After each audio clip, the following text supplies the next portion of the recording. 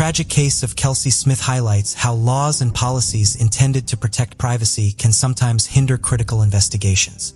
Kelsey, who disappeared after going shopping for a gift, was abducted in broad daylight and later found murdered just a month after her 18th birthday. Her case drew international attention and raised questions about the balance between individual privacy and public safety. Before we continue, Christmas is almost here, and we've got something special for you. Imagine cozying up in the comfiest Christmas hoodies, designed to bring the magic of the holidays to life. Whether it's for you or the perfect gift for someone you love, our exclusive Christmas hoodies are here to make this season unforgettable. Don't wait.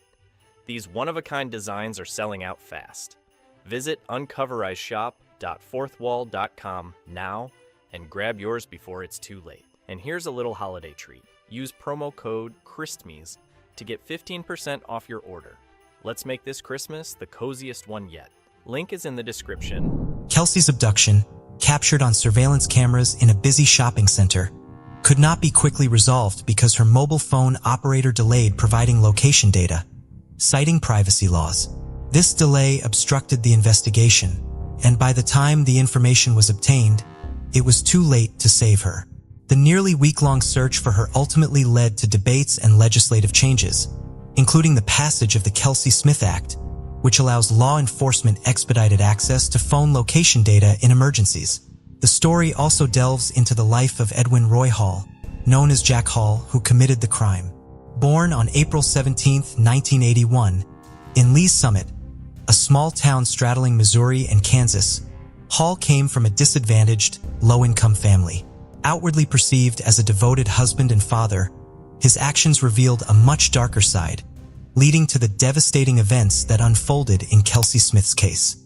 Exploring his background and motives provides further insight into this deeply disturbing tragedy. Edwin's childhood was hard, if not to say harsh.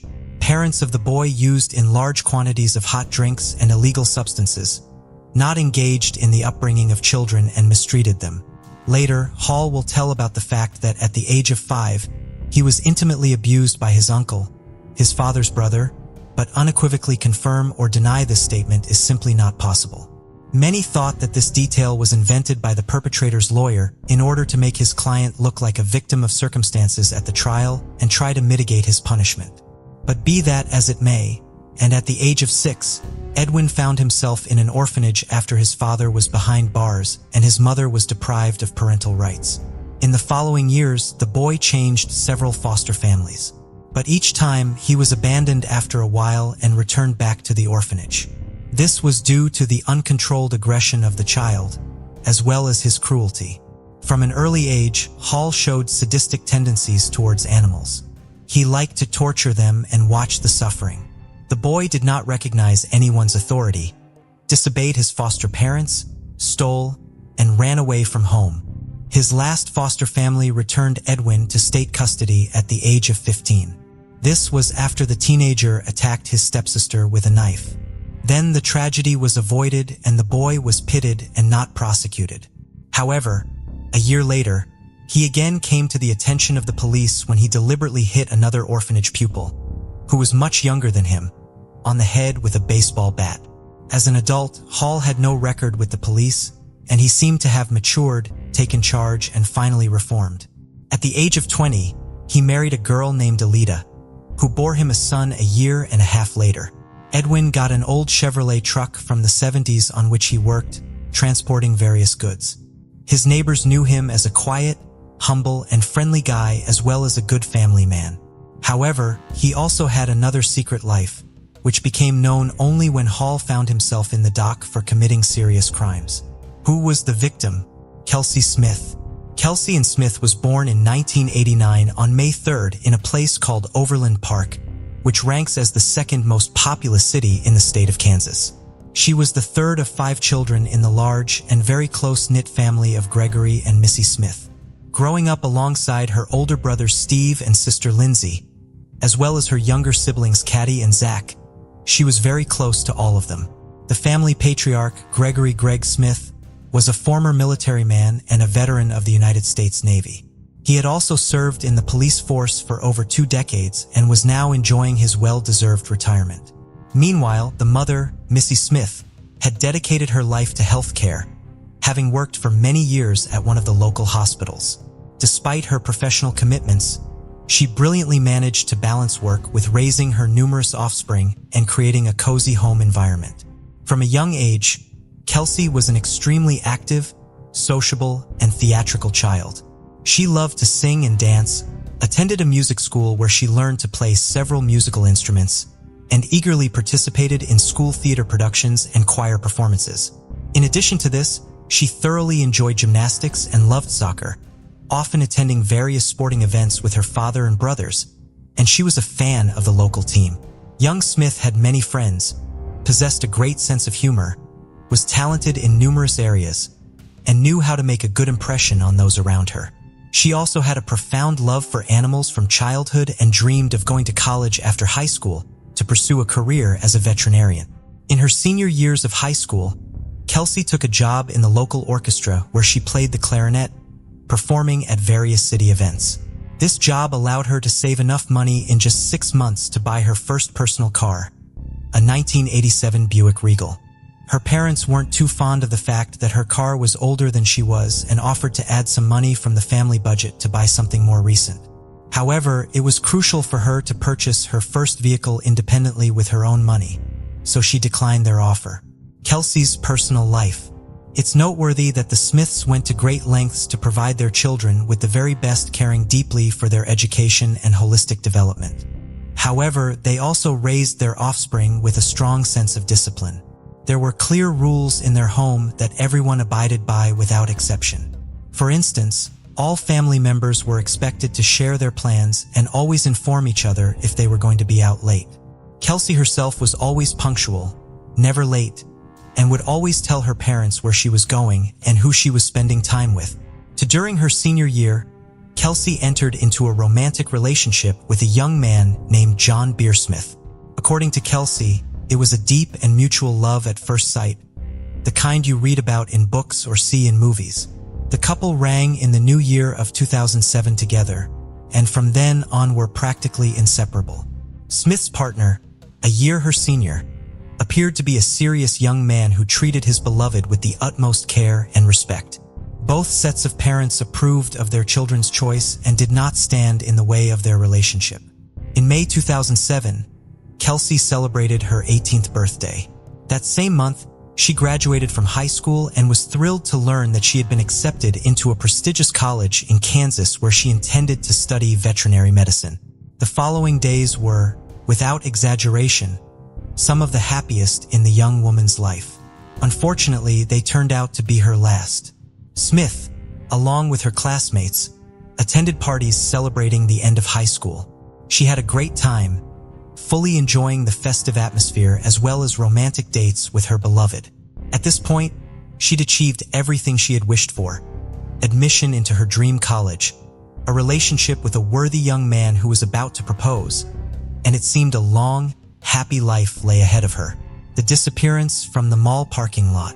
On June 2, 2007, Kelsey and John were preparing to celebrate a significant milestone in their relationship, the 6-month anniversary of when they first started dating. John planned to make the day even more memorable by proposing to Kelsey.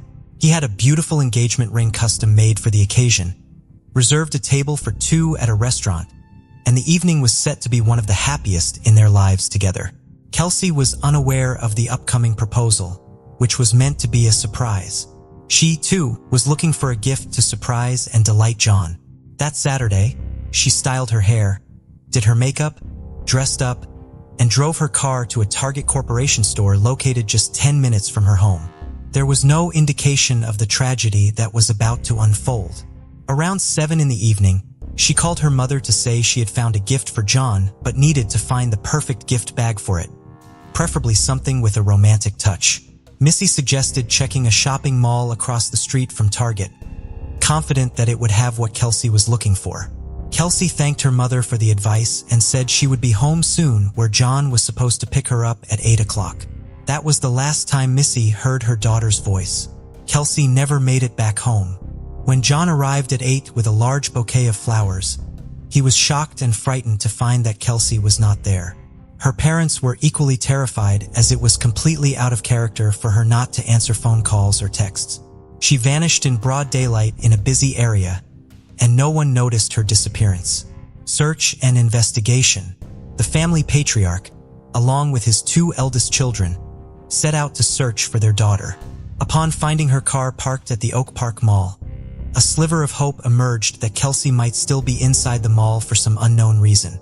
However, after searching through all the floors and stores and inquiring with the salespeople and security guards if anyone had seen the girl, they were convinced she was not there.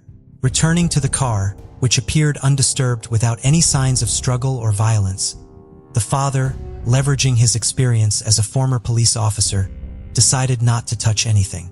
It was possible the car was part of a crime scene, and it was crucial not to tamper with or destroy any evidence. The girl's parents reported her missing to the police that same day, but were initially met with resistance to start an immediate search. The explanation was that since Kelsey was 18, she wouldn't legally be considered missing until 24 hours had passed since her disappearance. However, Kelsey's father, not one to back down and using his old connections, insisted on an immediate search for his daughter. Moreover, he made inquiries to see if any hospitals in the city had admitted women matching their daughter's description. Kelsey's family and fiancé were interviewed that same evening to establish their alibis and rule them out as suspects, a standard procedure. Surveillance footage from the Target store was also reviewed. The videos showed Kelsey entering the store, browsing the selection, making a purchase, and then, while talking on the phone, leaving the building to head back to her car. At that moment, she was speaking with her mother, asking where to find a gift bag, and then headed to the mall across the street following her mother's advice.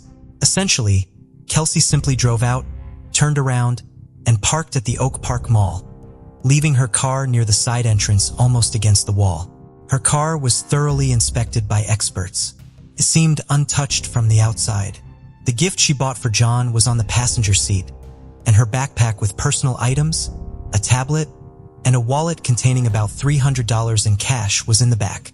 Therefore, a robbery was quickly ruled out.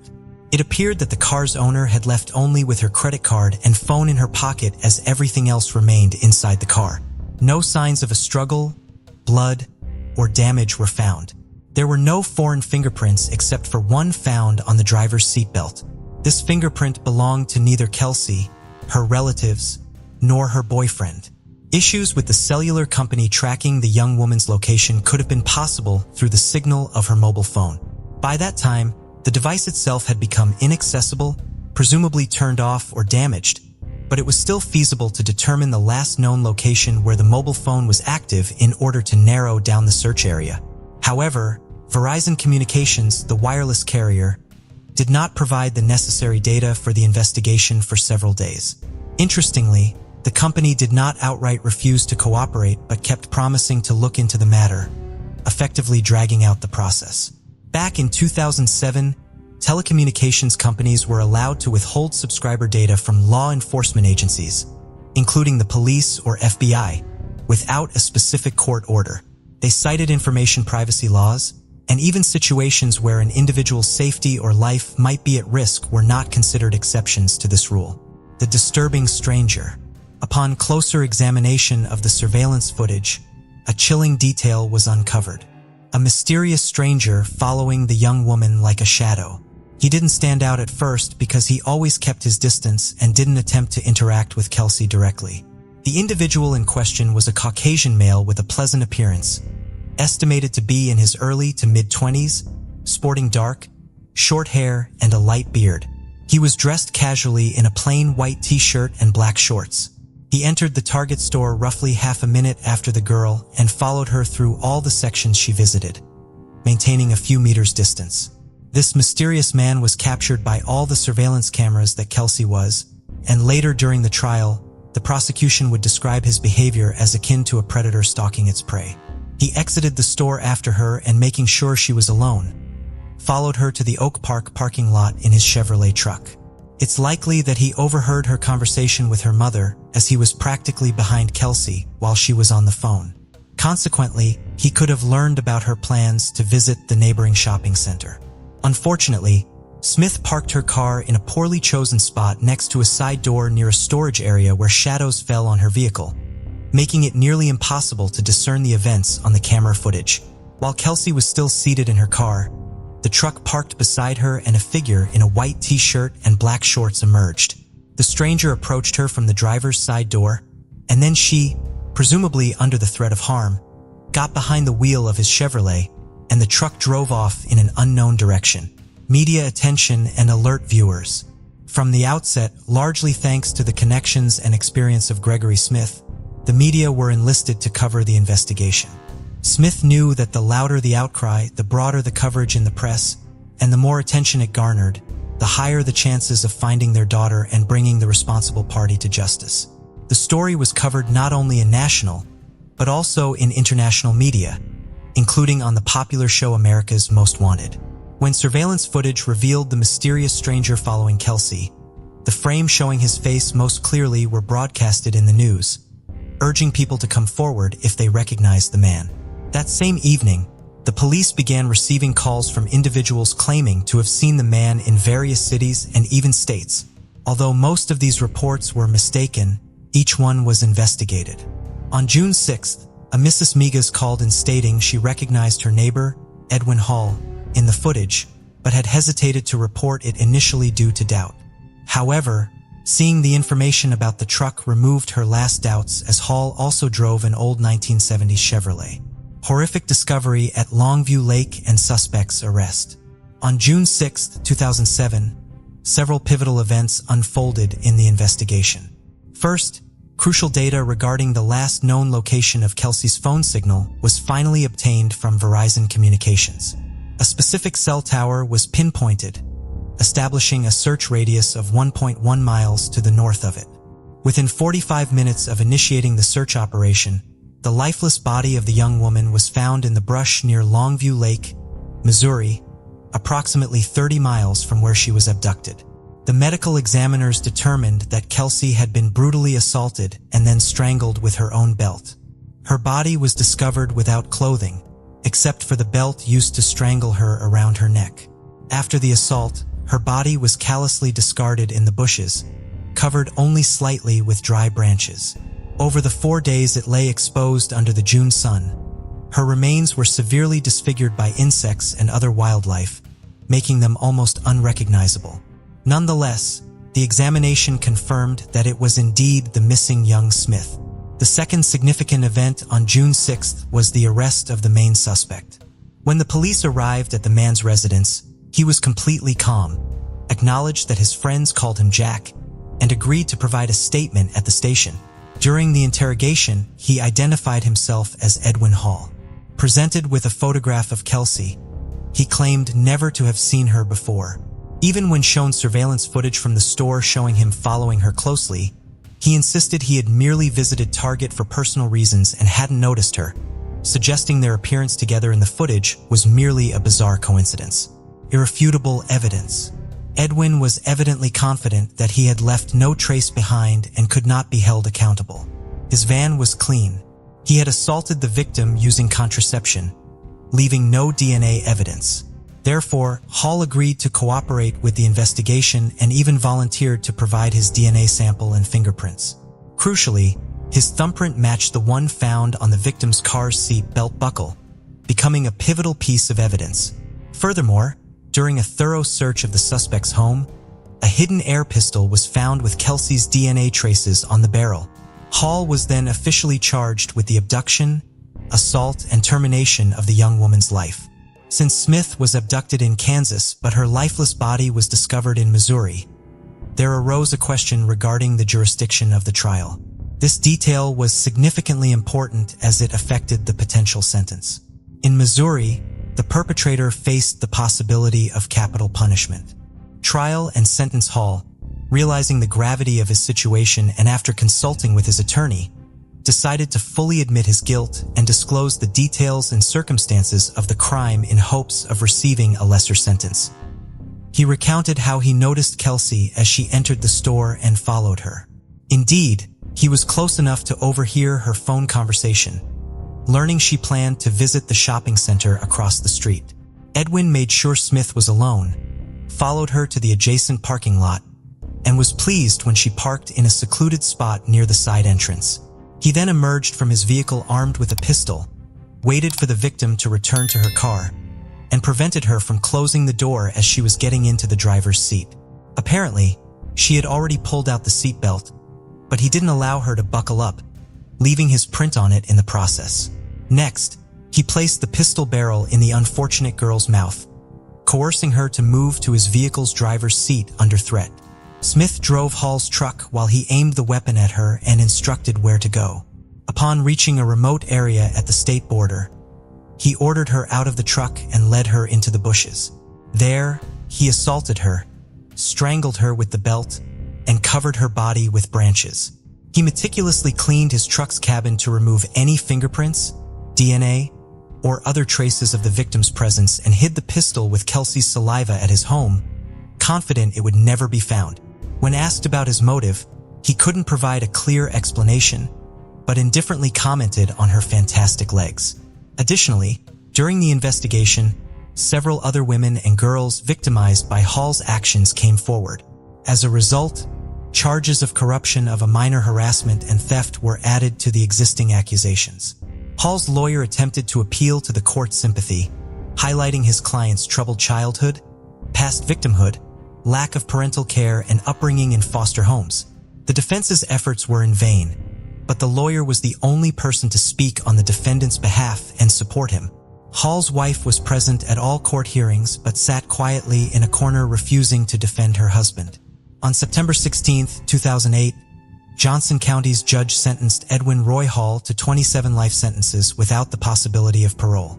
After hearing the verdict, the defendant apologized to the Smith family for his actions and then broke down in tears. He is currently serving his sentence at the Hutchinson Correctional Facility in Kansas. The Kelsey Smith Act. The role of Verizon Communications in this case, which hesitated for 4 days to provide data regarding the last known location of the missing girl's phone signal, drew significant attention.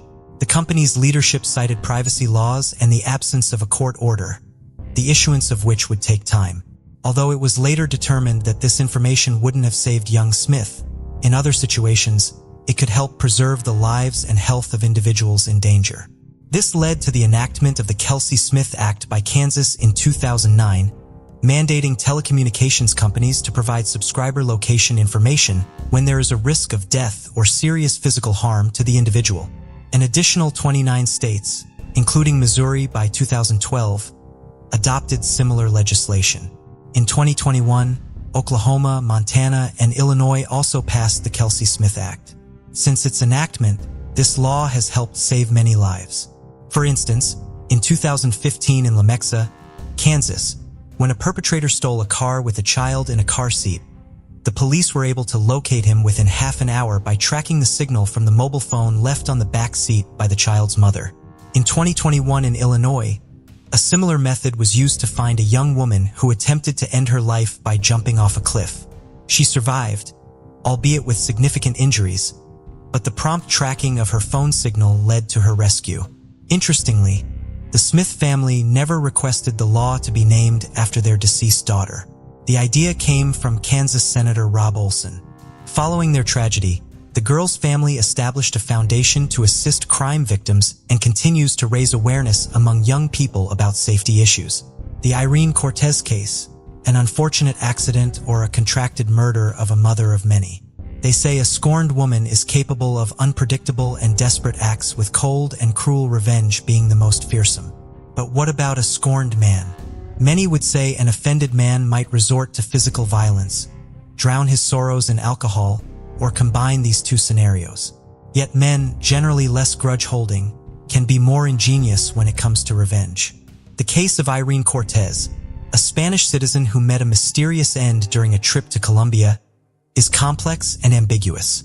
While her perpetrators were caught, convicted, and are currently serving long sentences, the deceased woman's family claims the real culprit remains at large and is portraying himself as a victim. Let's delve into this intricate story from the beginning and try to determine if a third party was involved or if the murder was indeed unintentional. It's worth noting that each party involved is still trying to prove their version of the truth. Who was Irene Cortez? Irene Cortez, born Lucas, was born in 1980 in sunny Granada, Spain, the capital of the province of the same name. She grew up in a well-off family with a brother and sister. Her parents ran a small but profitable business. According to some reports, her father passed away early, but her mother, Maria Lucas, took over the business operations, expanded the enterprise, and ensured her children lacked for nothing. Maria's older brother, Uncle Pedro Lucas, was also a significant help. Irene was the eldest of the 3 children. A beautiful and sociable girl, she loved being the center of attention and attracted boys from an early age. Shortly after finishing school, she married and was already pregnant. At 17, she became a mother for the first time, and 2 years later, she had her second child. Her mother and uncle provided considerable support, allowing her to pursue a good education despite early motherhood. In the early 2000s, Irene moved to the resort city of Malaga with her husband and 2 children. There, she opened an entertainment venue that quickly became popular and profitable.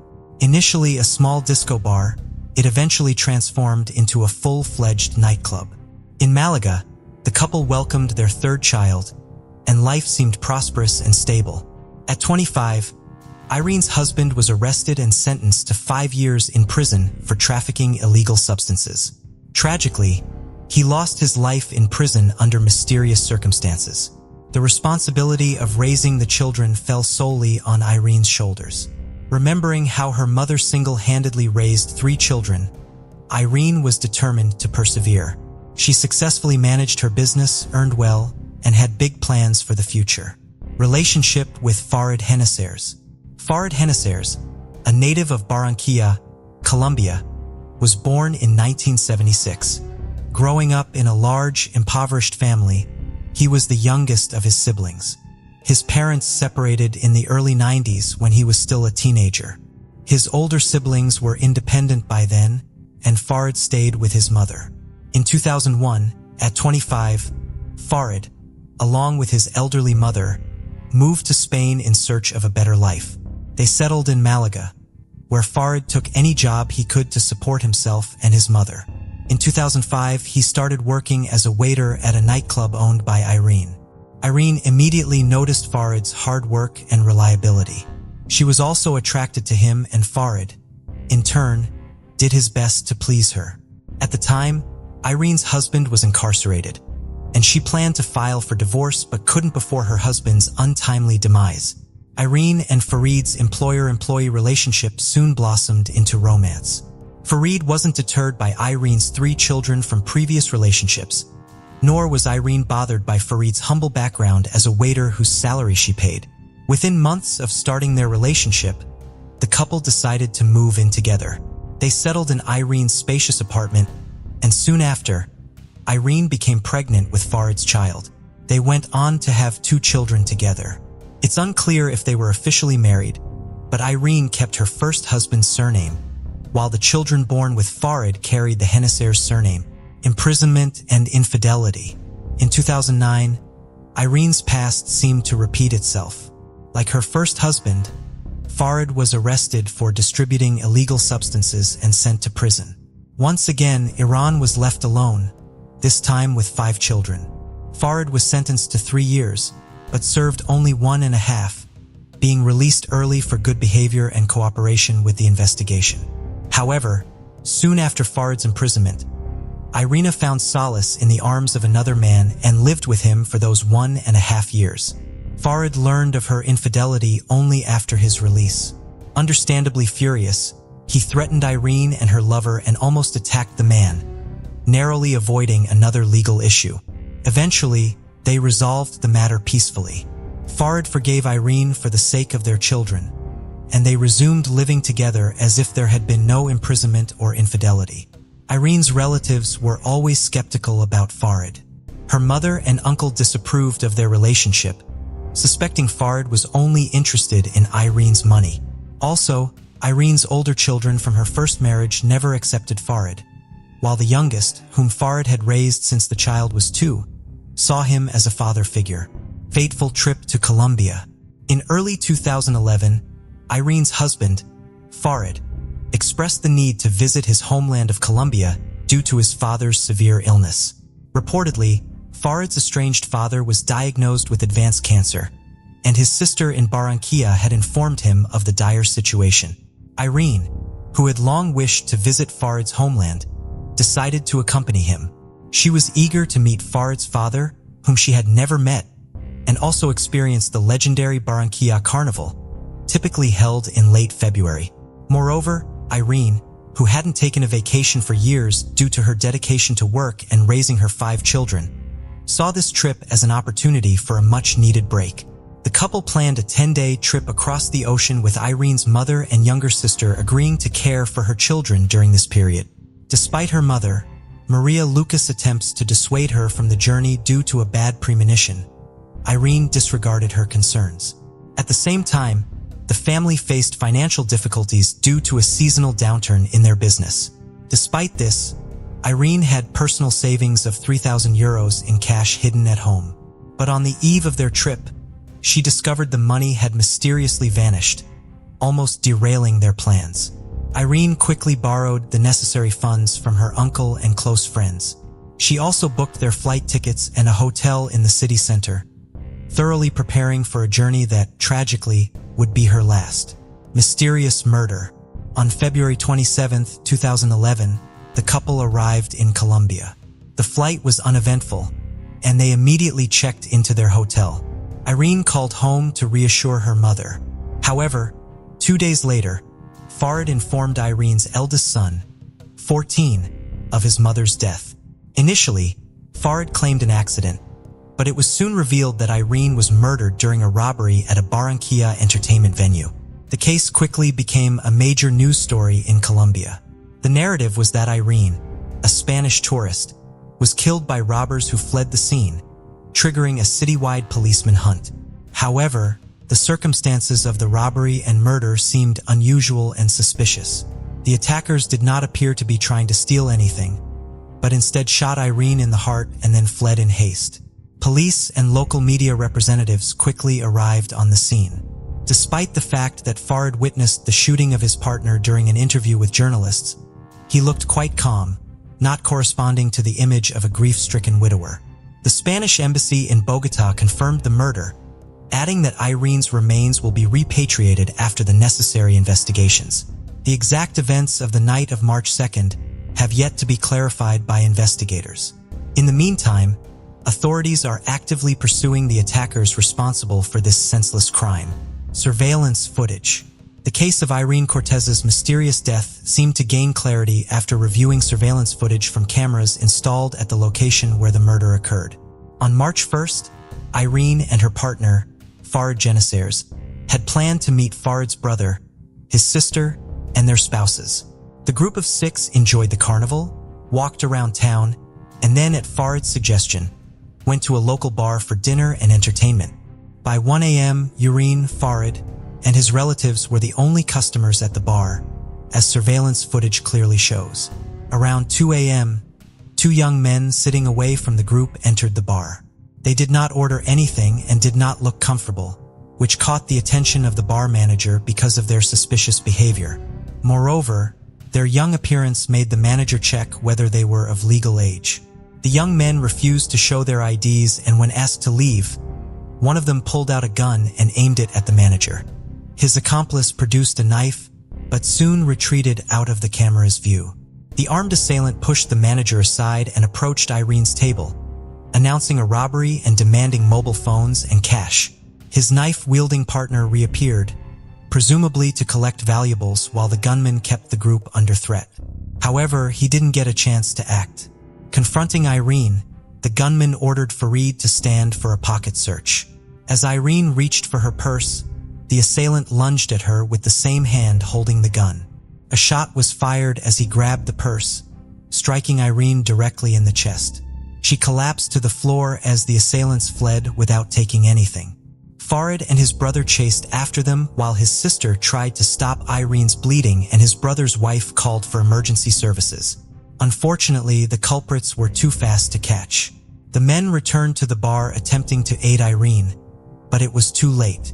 Emergency responders arrived quickly, Yet Irene succumbed to her injuries en route to the hospital, leaving behind a baffling case and a grieving family.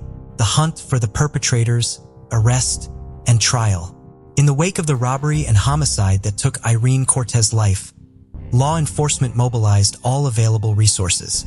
The city was teeming with tourists for the carnival, and ensuring their safety was paramount. A reward of £10 million, about €3,500, was announced for information leading to the culprits. The first suspect, the gunman Brian Dario, was apprehended the next day. He quickly implicated his accomplice, Juan Carlos. 118 surrendered to authorities, hoping for leniency. During interrogation, Dario claimed dire financial straits, debts, and a sick child in need of costly treatment drove him to the crime, corroborated later by his relatives. He maintained that Irene's shooting was accidental, occurring while trying to snatch her purse. Juan Carlos contended he was an unwitting participant. He said Brian didn't reveal his plans but asked for backup in a job. He claimed to have only a small knife for intimidation, not harm, and left the scene once he realized Brian's intentions. However, surveillance footage contradicted his claims, showing him returning to Brian. With both perpetrators in custody and their confessions, the case appeared solved with prison sentences looming. The court found Dario guilty of robbery and homicide under aggravating circumstances, sentencing him to 23 years. Carlos received 17 years for complicity in these crimes. Accusations against Farid and new crime details. From the early stages of the investigation, the family of the deceased woman openly accused Farid of orchestrating the murder of his wife. Irene's mother and uncle hired a detective who conducted an independent investigation, gathering additional materials and evidence to hold the man accountable and prove his involvement in the crime, starting with the earlier mentioned disappearance of €3,000 from the hiding place in Cortez's house. According to Maria Lucas, only Farid knew about this money, and he was the only one who could have discreetly taken it. The woman told her daughter about this from the beginning, but she did not want to listen. Now, she believed that her son-in-law used this money to pay Dario to kill his wife. Another weighty argument was the fabricated illness of the man's father, whom he was so eager to visit. It turned out that no cancer diagnosis was made for the elderly parent, and he was quite healthy for his age. Farid concocted this story, making it the main pretext for the trip to Colombia. Also, it was Janissaires who initiated the visit to that fateful establishment. Moreover, he insisted on continuing the feast deep into the night when all the other visitors had long dispersed, and their company was alone in the hall. Further, the detective conducted a detailed analysis of those very recordings from the cameras, giving an assessment of what was happening and making his own conclusions. He noticed that the criminals acted strangely. Juan was clearly scared and most likely really did not understand what was happening while Brian approached the company, came up to Farid and raised him, but did not directly threaten him with a gun. It looked like the men knew each other and acted cohesively. Then Farid strangely moved behind Irene, who was sitting at the table. When she reached into her bag to get her wallet, the criminal with the gun looked at the man as if waiting for a signal. It's hard to say exactly whether he received any kind of sign, as the victim and her husband were back to the camera. After the shot, the man chased the killer, but in the expert's opinion, he deliberately let him escape. However, the latter statement can be considered controversial, as Brian was armed with a gun and Farid could reasonably fear for his life. Also in question was the man's behavior after his chosen one was declared dead.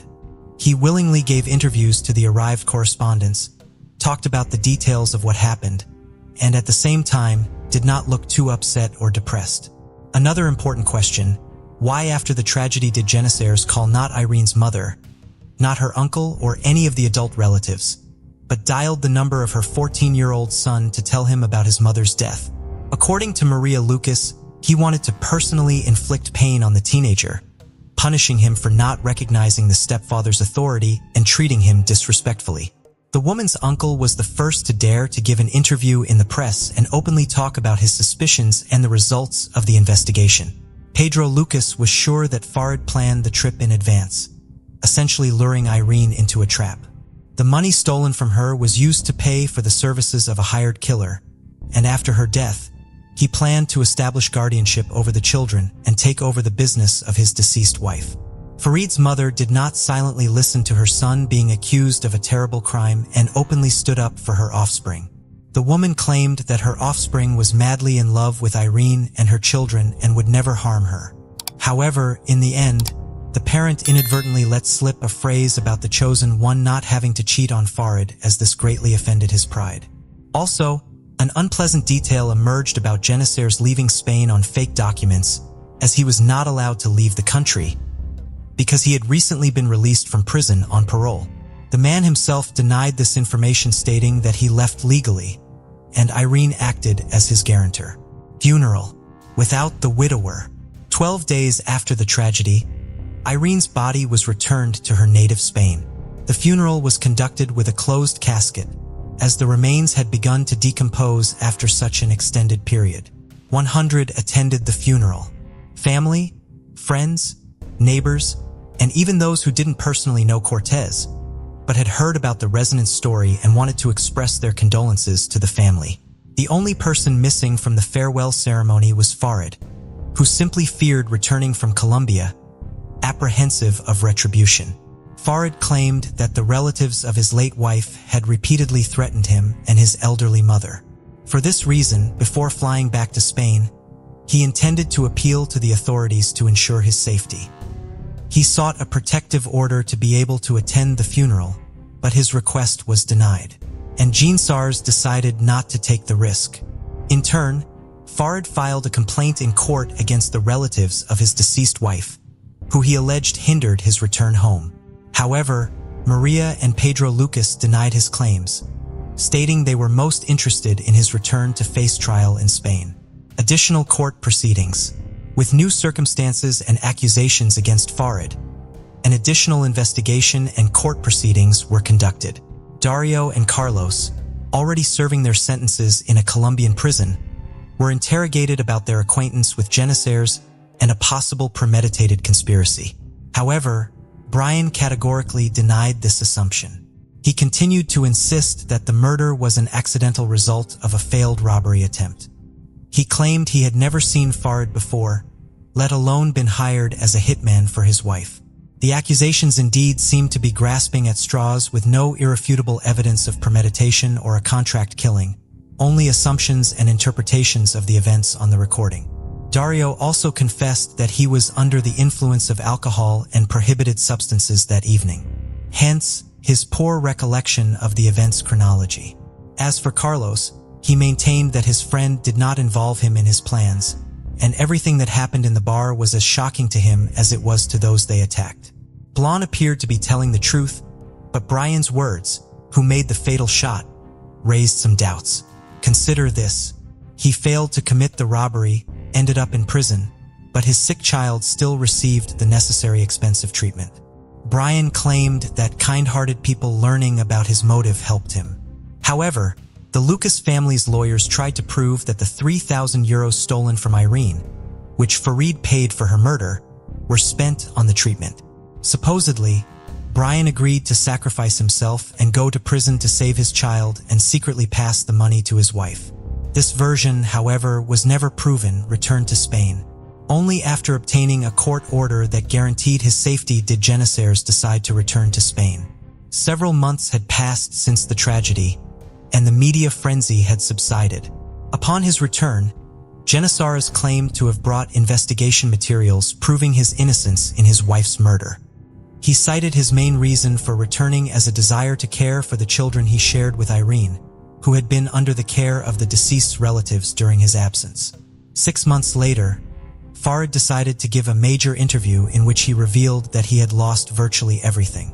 He was jobless, his passport had been annulled, preventing him from leaving the country. And to add insult to injury, his friends had turned their backs on him, and the mother and uncle of his late wife forbade him from seeing his children. Janissaires repeatedly faced Maria and Pedro Lucas in court. He accused them of threatening him while they attempted to prove his involvement in Irene's murder. However, neither side could substantiate their claims. Ultimately, the children remained in the custody of their grandmother and uncle, and the widower was unable to claim any of his late wife's property. The case of Sarai Sierra.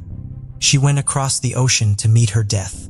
The high-profile case of an American girl photographer named Sarai Sierra 10 years ago stirred the world and brought the intelligence services of 2 countries located on different continents to their feet. The U.S. citizen disappeared without a trace during her photo tour in Istanbul, as if vanishing into thin air. This story was widely covered in the press, and the situation and circumstances were so strange that it gave rise to a lot of rumors and conspiracy theories. Despite active, large-scale, and timely searches, it was unfortunately not possible to find the girl alive. Her body was found in the historic center of the city, near the walls of Saraburnu. But how did it happen that, in a white day in a popular tourist spot, so simply took a person's life and no one even noticed it? To understand this case, it is necessary to restore the whole chain of events that led to this tragedy, and now we will try to do it together. Sarai Sierra was born on November 9, 1979, in New York City, the second child in a large family. Raised alongside her older brother David and younger sister Christina, Sarai's parents, Dennis and Bethany Syme Jimenez, were of Puerto Rican descent. They emigrated to the United States in 1973, settling in Manhattan, where they became active members of a local Protestant community. As evangelical Christians, the couple instilled strict religious values in their children, who were brought up to adhere to the canons of their adopted faith. The Jimenez family was deeply involved in church activities, attending services regularly and engaging with their community. The children also attended Sunday school as part of their upbringing. Sarai stood out as a creative and active individual with a strong-willed yet complex personality. Unlike her younger sister Christina, who was quiet, modest, and obedient, Sarai was viewed as a rebellious and mischievous child. Despite her spirited nature, she maintained a deep respect for her parents and recognized their authority within the household, where strict rules governed daily life. This applied to the daily routine of its inhabitants, many everyday moments, as well as norms of behavior. For example, the daughters were not allowed to socialize with boys, go on dates, or be out of the house after 9 o'clock in the evening. All their friendly contacts were controlled, and parents always knew where and with whom their children were. In fact, Sarai's entire life revolved around home, school, and church, and her social circle was limited to the people in those places. The active, energetic, socially oriented girl was bored and cramped within the framework in which she was kept, but her parents were sure that they were doing the right thing for the good of their children. During her school years, Sarai planned to enter a pedagogical university and become a teacher in the field of culture or arts. But closer to the end of her studies, she became interested in psychology and began to think about connecting her future profession with this field of activity. During one of the meetings of the religious community, slender, dark-haired beauty attracted the attention of a young man named Stephen Sierra. He was the first to approach her and made an excuse to talk to her. Sarai was barely 18 years old at the time, and her new acquaintance was 7 years older than her. But despite the age difference, with the approval of their parents, the young people began dating. Stephen immediately liked Dennis and Bethany, who thought that this decent, polite, and honest young man would be a good match for their daughter. Most likely, Sarai was not madly in love with the guy, but agreed to marry him, mostly for the sake of finally moving out of her parents' house and freeing herself from such tight control. It should be noted that Sarai had a good relationship with her parents, but she wanted some freedom to live her own life and plan her own future. Less than a year after meeting, in February 1999, the couple got married. The bride was 19 years old at the time, and the groom was 26 years old. Soon after, the couple moved to the state of Michigan, where Stephen's parents lived. For Sarai, this move was a real event because before that, she spent all her conscious life practically without staying in his native New York. The change of scenery did her good, and in a new place, she seemed to revitalize. Sarai enjoyed shopping for things for her new home, making it cozy, enjoying new acquaintances and new places. She got a job at a local dental office as a receptionist and was thinking about getting a college degree after all. However, Sarai soon became pregnant and had children, first a boy and then a girl. Entry into the university had to be postponed because the young woman was completely absorbed in motherhood and enjoyed it. A couple of years later, the family Sierra with 2 children again decided to move. And this time, they went to sunny California, settling in the picturesque neighborhood of Silver Lake in Los Angeles. Here, Stephen was offered a job, but soon the couple realized that the money he was earning, they do not have enough to live on. Then, having consulted, they decided to return back to New York and settled in a modest rented apartment located near the house of the Jimenez family. At that time, the couple faced serious financial problems. Sarai was still at home with the children, and her husband had to survive on casual income, because of which they periodically had to get into debt. The situation began to change for the better when the children went to school and the young mother got a job at an advertising agency. Stephen had by then found a permanent job as a bus driver on one of the city routes, a new hobby. Closer to 30 years, when the children have already grown up and life stabilized, Sarai again remembered her long-standing plans to get a higher education. By that time, she was not interested in the pedagogical faculty at all, and Sarai chose the faculty of and choose an occupation that would be to her liking, inspire her, and allow her to express herself. Since Sarai had always been a creative person, good at drawing and seeing the beauty in everything, she became interested in photography and soon joined a well-known New York photography community to be able to develop in this direction. She was widely recognized as having a real talent. Sarai was able to choose the right angles and harmoniously build compositions, making incredible in its beauty shots. Even professionals praised her work for her creativity and vision. In early 2012, on the advice of her colleagues, Sarai created a page in one of the popular social networks where she began to post her work. The success did not take long, and other users began to subscribe to the young woman's profile by the 1,000, enthusiastically commenting on each of her works. In a few months, she became a real star, and the number of her subscribers continued to grow exponentially. Such a furor literally dizzied her head. Sarai felt that she could achieve more, that she wanted to develop and improve in this direction. So she made a proposal to organize a group photo tour in search of beautiful and unusual locations in different parts of the world. Sarai Sierra started with small trips around her native country, specializing in shooting architectural ensembles and various historical monuments. Her images were a great success, and she decided not to stop. Sarai wanted to travel to Istanbul, one of the most ancient and beautiful cities in the world, to capture its sights and historical sites. It should be noted that her parents were not thrilled with this idea because she had never left the country before and never left home for so long. But Sarai was adamant. In addition, she had to be accompanied on the trip by her best friend Magdalena. As it turned out, Sarai's family was in crisis, and her relationship with her husband was falling apart.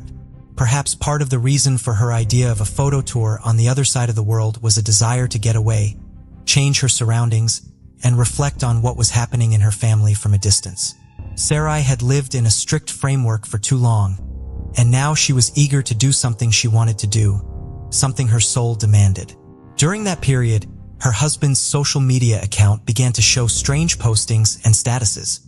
He philosophized about the value of marriage, about love and mutual respect between husband and wife, and also noted that he would not cheat on his other half even if the marriage hangs in the balance.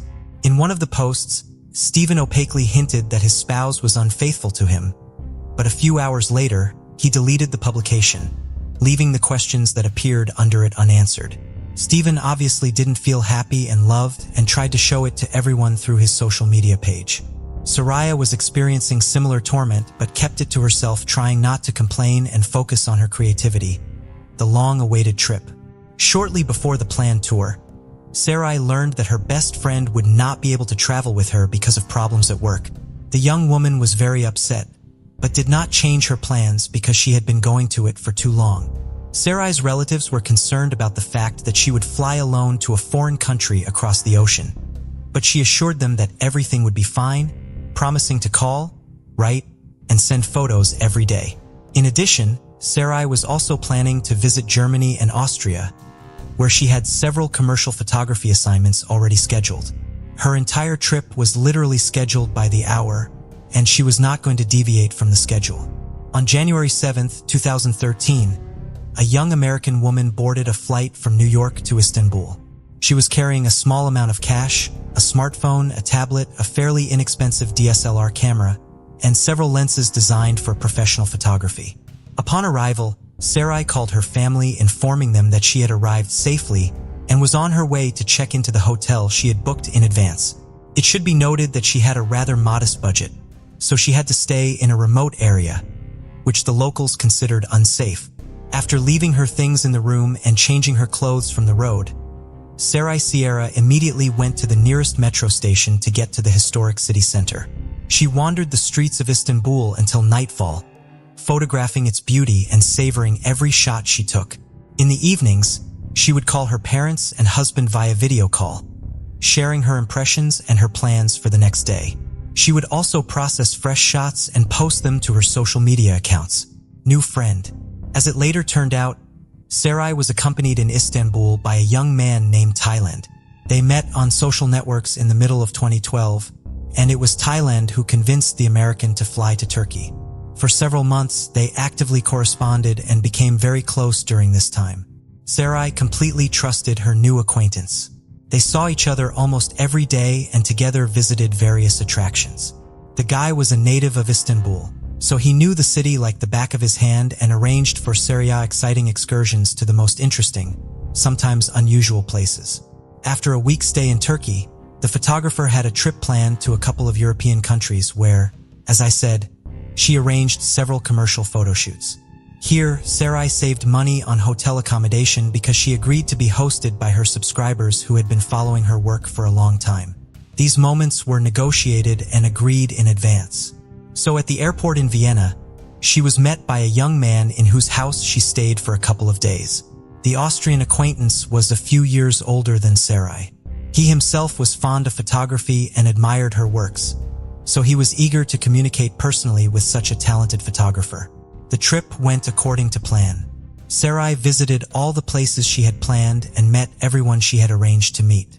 On the third day, she flew to Berlin, where she was also met at the airport by her subscribers who gave her a tour of the city.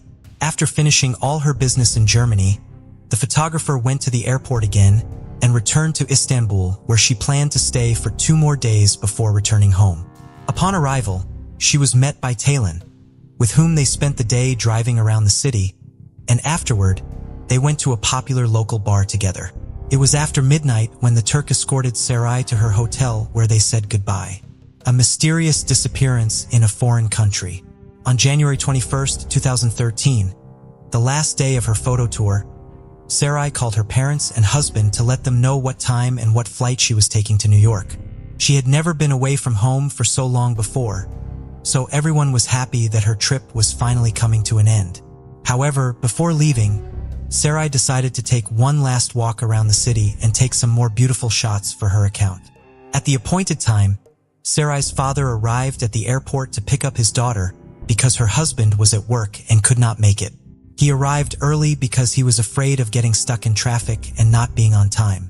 They announced the arrival of the plane. All the passengers got off, but Sarai was not among them. Her phone was also unavailable, and all attempts to contact her were futile. Then Dennis waited a little longer, and then, concerned about his daughter's absence, went to the representatives of the airline. However, Dennis was literally shocked when they informed him that a passenger with such a name had not boarded the aircraft. Dennis immediately called Stephen and informed him of what had happened, saying that it was necessary to immediately organize a search.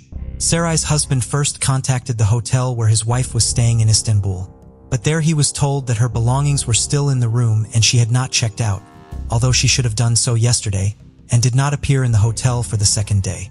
This information caused a real panic among the family members because they did not know where Sarai was and did not understand how to proceed. Stephen, who had access to his wife's accounts, decided to check them, looking for some clues. There, he found his wife's correspondence with Thailand, which seemed very suspicious to him. Nevertheless, he decided to contact the Turk himself to find out what he knew. But Thailand claimed that he had seen the missing woman the day before the planned departure, and before the flight, she did not even call him, although she promised. Sarai's family immediately reported the incident to the American embassy in Turkey, and a day later, a large-scale search operation was organized on the spot, for which a special unit was even created. Almost immediately, Sarai's husband and parents flew to Istanbul, deciding that they needed to be personally involved in the search. Besides, not much time had passed since her disappearance, and there was a high probability of finding her alive. Investigating police officers. The first thing decided to determine the social circle of the American and talk to those who saw her shortly before she disappeared. To testify were called employees of the hotel where she stayed, as well as her friend, Tylen. The hotel manager stated that he last saw Miss Sierra the night before she left. She was leaving with a small bag and a camera in hand. She was supposed to check out later, but never showed up at the hotel again. And the next morning, they received a call from her worried husband, who informed them that Sarai's belongings and documents were still at the hotel. The receptionist also described the clothes Sarai was wearing that day. The situation with Tylen was much more interesting and ambiguous. First, the guy's name was actually Tarkan, and why he introduced himself to his new acquaintance with an assumed name was unclear. Secondly, they had been in close contact for several months before their meeting, and Sarai had arrived in Istanbul at his invitation. All of this suggested that there was a romantic relationship between them, but Tarkan himself categorically denied it, claiming that they were only friends. The next stage of the investigation was to recreate in as much detail as possible the route that Sarai took that day. For this purpose, her cell phone data was checked as well as street CCTV footage. Thus, it was established that the young woman took the subway to Sultanahmet district, visited the promontory between the Bosphorus Strait and the Golden Horn Bay, visited Eminönü Market. But there she was lost in a large crowd of tourists. Then her trail was retraced to the subway where she was going down to go to the Sarai Bernu walls, but she soon disappeared from the camera's view again. Frightening discovery. The searchers decided to go to the ruins of the Sarai Bernu walls to comb the area and interview people. Maybe someone remembered a lone woman with a camera in her hands. After several hours, the search was successful, if you can call it that. The body of a young woman with, if you can call it that. The body of a young woman with no signs of life was found near the ruins of the walls of ancient Constantinople. It was covered with an old dirty blanket, so it was not conspicuous. Investigators assumed that it was in this blanket that Sierra was brought here. Forensics believe the body had been there for about 10 to 12 days before it was found. There were no clothes on the lower part of the body, which immediately prompted a version of violence, which was later confirmed by experts. The autopsy revealed that Sierra died from a blow to the head with a blunt, heavy object. But there were also several hematomas on her body and a couple of ribs were broken. In addition, pathologists found particles of epithelium and blood under Sarai's fingernails, and this indicated that she had defended herself and scratched the perpetrator. The crime looked strange and even ridiculous because the victim's bag, smartphone, and camera were stolen. But at the same time, she was wearing gold earrings, wedding ring, and expensive watch, which immediately caught the eye. All that could be found on camera footage from the area was a young woman who looked like Sarai filming something on her phone. And then a man approached her, either hitting her or pushing her. And then they both disappeared from the camera's view. The attacker was not immediately identified. Versions and conspiracy theories. Almost instantly, the information was leaked to the media, almost provoking an international scandal. The whole point is that from the TV screens and from the pages of newspapers every day appealed to people to help in the search for the missing American woman and tell if anyone knows anything. But at the same time, the investigation was silent. And when the body was discovered, the situation became even more confusing. Many people wondered why a young married woman suddenly flew alone across the ocean. What was she doing in Istanbul and Europe? And with what funds had she traveled there? It all looked suspicious indeed, and investigators initially thought that Sarai had gone to see her lover, Tylen, aka Tarkan, and afterward flew to another man in Austria. But both her buddies denied being intimate with the victim. Later, it turned out that the man who sheltered Sarai in Vienna has a criminal record, in connection with which there was a version that he could use the American as a drug courier. But a thorough check did not confirm this speculation. There were also rumors that Sarai could work for the US intelligence services and to collect information in other countries. Allegedly, hence the money for intercontinental flights. This version looked untenable, so it was not even seriously considered. The investigation of this high-profile case was carried out by Turkish special services together with the FBI. But at first, they did not have any serious leads. Only a few weeks later, the police came to the alleged perpetrator, a previously convicted and unemployed guy named Tal Sali, collecting waste paper on the city streets. But it was not possible to communicate with him because almost immediately after the crime, he borrowed money from relatives and left the country, presumably going to Hatay province where he illegally crossed the border with Syria. After obtaining a warrant, police searched the suspect's home where they took a sample of his DNA and compared it with skin particles and seminal fluid found on the body of the murdered woman. After that, the last doubts were dispelled. Tal Sali was the perpetrator of the crime. In addition, the victim's phone was last switched on in the neighborhood where he lived. When it became known that the criminal fled to Syria, the special services lost all hope of getting to him. But soon, fate itself gave them an unexpected surprise. This guy was detained while trying to cross the border illegally again, but this time he was trying to return to Turkey. He joined the rebels in Syria and obtained firearms, but was injured in the conflict and decided he would be safer at home. However, he made his way back with his weapon, which was the initial reason for his arrest. But the local police soon realized who was in their hands and immediately reported him to the security services. When Tal Sali was brought in for questioning, his story was literally discouraging with horrific details. He saw a young woman on a hiking trail along the walls of Saraburnu, and for a few minutes, he simply admired her and watched her taking pictures. When he got closer, Sarai tried to ask him something using gestures, but due to the language barrier, he never understood what she wanted. However, he noticed a brand new iPhone in her hands and an expensive camera around her neck. As Sarai walked on, he followed her, already determined to rob her. It was getting dark outside, and there were no other people near the wall, at least in sight. At one point, Sierra turned around and, as it seemed to him, took a picture of him. That action became a trigger of sorts. Tal Sali grabbed a boulder and lunged at Sierra, hitting her hard in the head. After that, they literally rolled together down to the ruins of the wall, hence probably bruises and broken ribs on Sarai's body. Then Tal Sali, taking advantage of the unconsciousness of the victim, decided to commit violent acts of intimate nature. The perpetrator then delivered another severe blow to the head to finish Sarai off. Tal Sali took the victim's bag, her camera and phone, and walked away.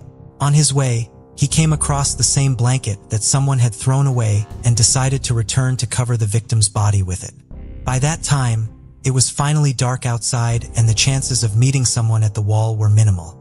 Once back, the perpetrator dragged the body a little to the side, positioning it so that it would not be visible from the hiking path. He then covered it with a blanket and left. Surprisingly, while the search for the American woman was going on, the perpetrator visited the crime scene one more time to make sure Sarai was dead and her body was lying where he had left it.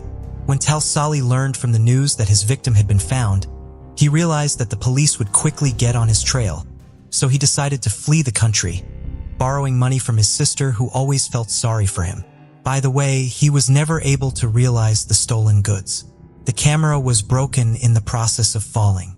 The smartphone had a password, which the criminal unsuccessfully tried to unravel while at home, hence the signal and all the other stolen items he threw away when he went on the run.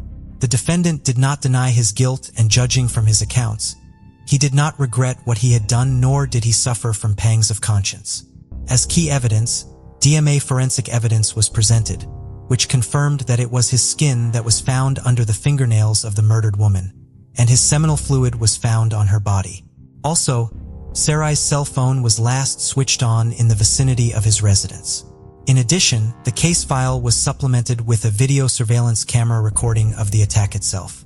After all the evidence was presented, it was decided that a psychiatric examination was necessary because of the belief that Tal Sali was insane. This idea was suggested by his actions, behavior, and the calmness with which he described in detail the atrocities he had committed. But experts concluded that he was sane and fully aware of his actions when he attacked his victim. In the summer of 2014, the judge finally delivered the final verdict. Tal Sali was found guilty on all counts against him and sentenced to life imprisonment. Sarai's relatives considered this decision fair.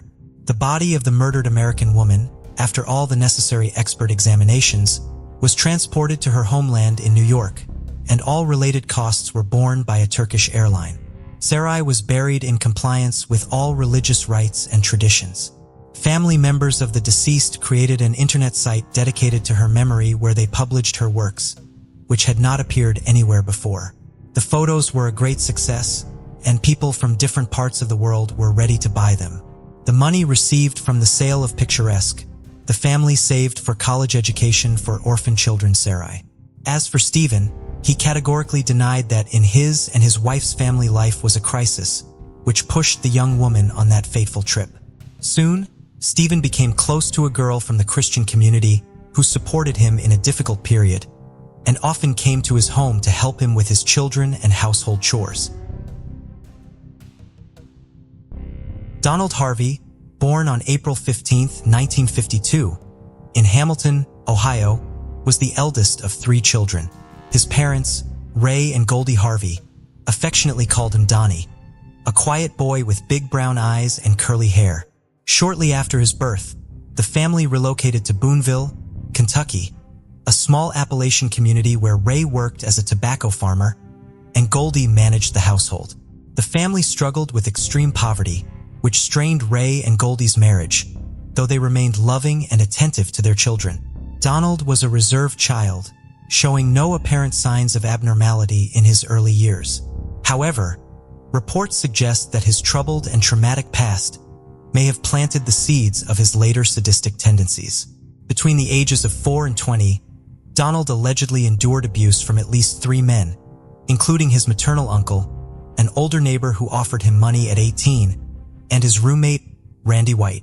While such experiences cannot excuse his later crimes, they offer potential insight for psychologists and criminal profilers examining the roots of his actions. At school, Donald was a loner, rarely engaging in social activities or extracurriculars. Instead, he spent much of his time reading, further isolating himself from his peers. While this got him good grades, it also earned him a reputation for being the teacher's pets, which led to teasing. Following his graduation from Sturgeon Elementary School, Donald entered Boonville High School in 1968. Despite his good scores, he rapidly became bored with a daily routine, which prompted him to drop out. He later received a diploma from a correspondence school out of Chicago and got his GED the following year at the age of 16. Having no future aspirations, Donald didn't know what he would do with his life at this point. He eventually relocated to Cincinnati, Ohio, where he managed to secure a job at a local factory. Donald was doing well in this job until the work dried up at the plant in 1970, and he was eventually laid off. A few days later, his mother called him and asked him to travel to Kentucky and visit his ailing grandfather, who was recently placed in Nursing Hospital in London, Kentucky. He had no idea that agreeing to his mother's request would forever change the course of his life. While visiting his ill grandfather every day, Donald formed a trusting bond with the hospital workers. In fact, they liked him so much that he was offered a job at the hospital. It was here that a terrifying journey of madness and mayhem began, which would go on to last nearly 20 years. Donald's true motive for wanting to work as a nurse's aide might not even be known. However, some people believe that he was desperate to earn money after losing his previous job. He was not a trained nurse or doctor, but the hospital staff had full faith in him. Donald's duties required him to spend hours along with patients, including changing bedpans, inserting catheters, and passing out medications. While looking after the patients was by no means an easy job, Donald's first few weeks at the hospital were uneventful. That is, until one incident with an elderly patient snapped something within him. A disturbing beginning to an unfathomable string of events. It was May 31st, 1970, and Donald was taking care of an 88-year-old stroke victim, Logan Evans. During an evening shift, he walked into a private room to check on the elderly patient, and Mr. Evans rubbed feces in Donald's face. Although the patient was most likely not in his right mind following a stroke, the incident angered Donald so much that he lost all control.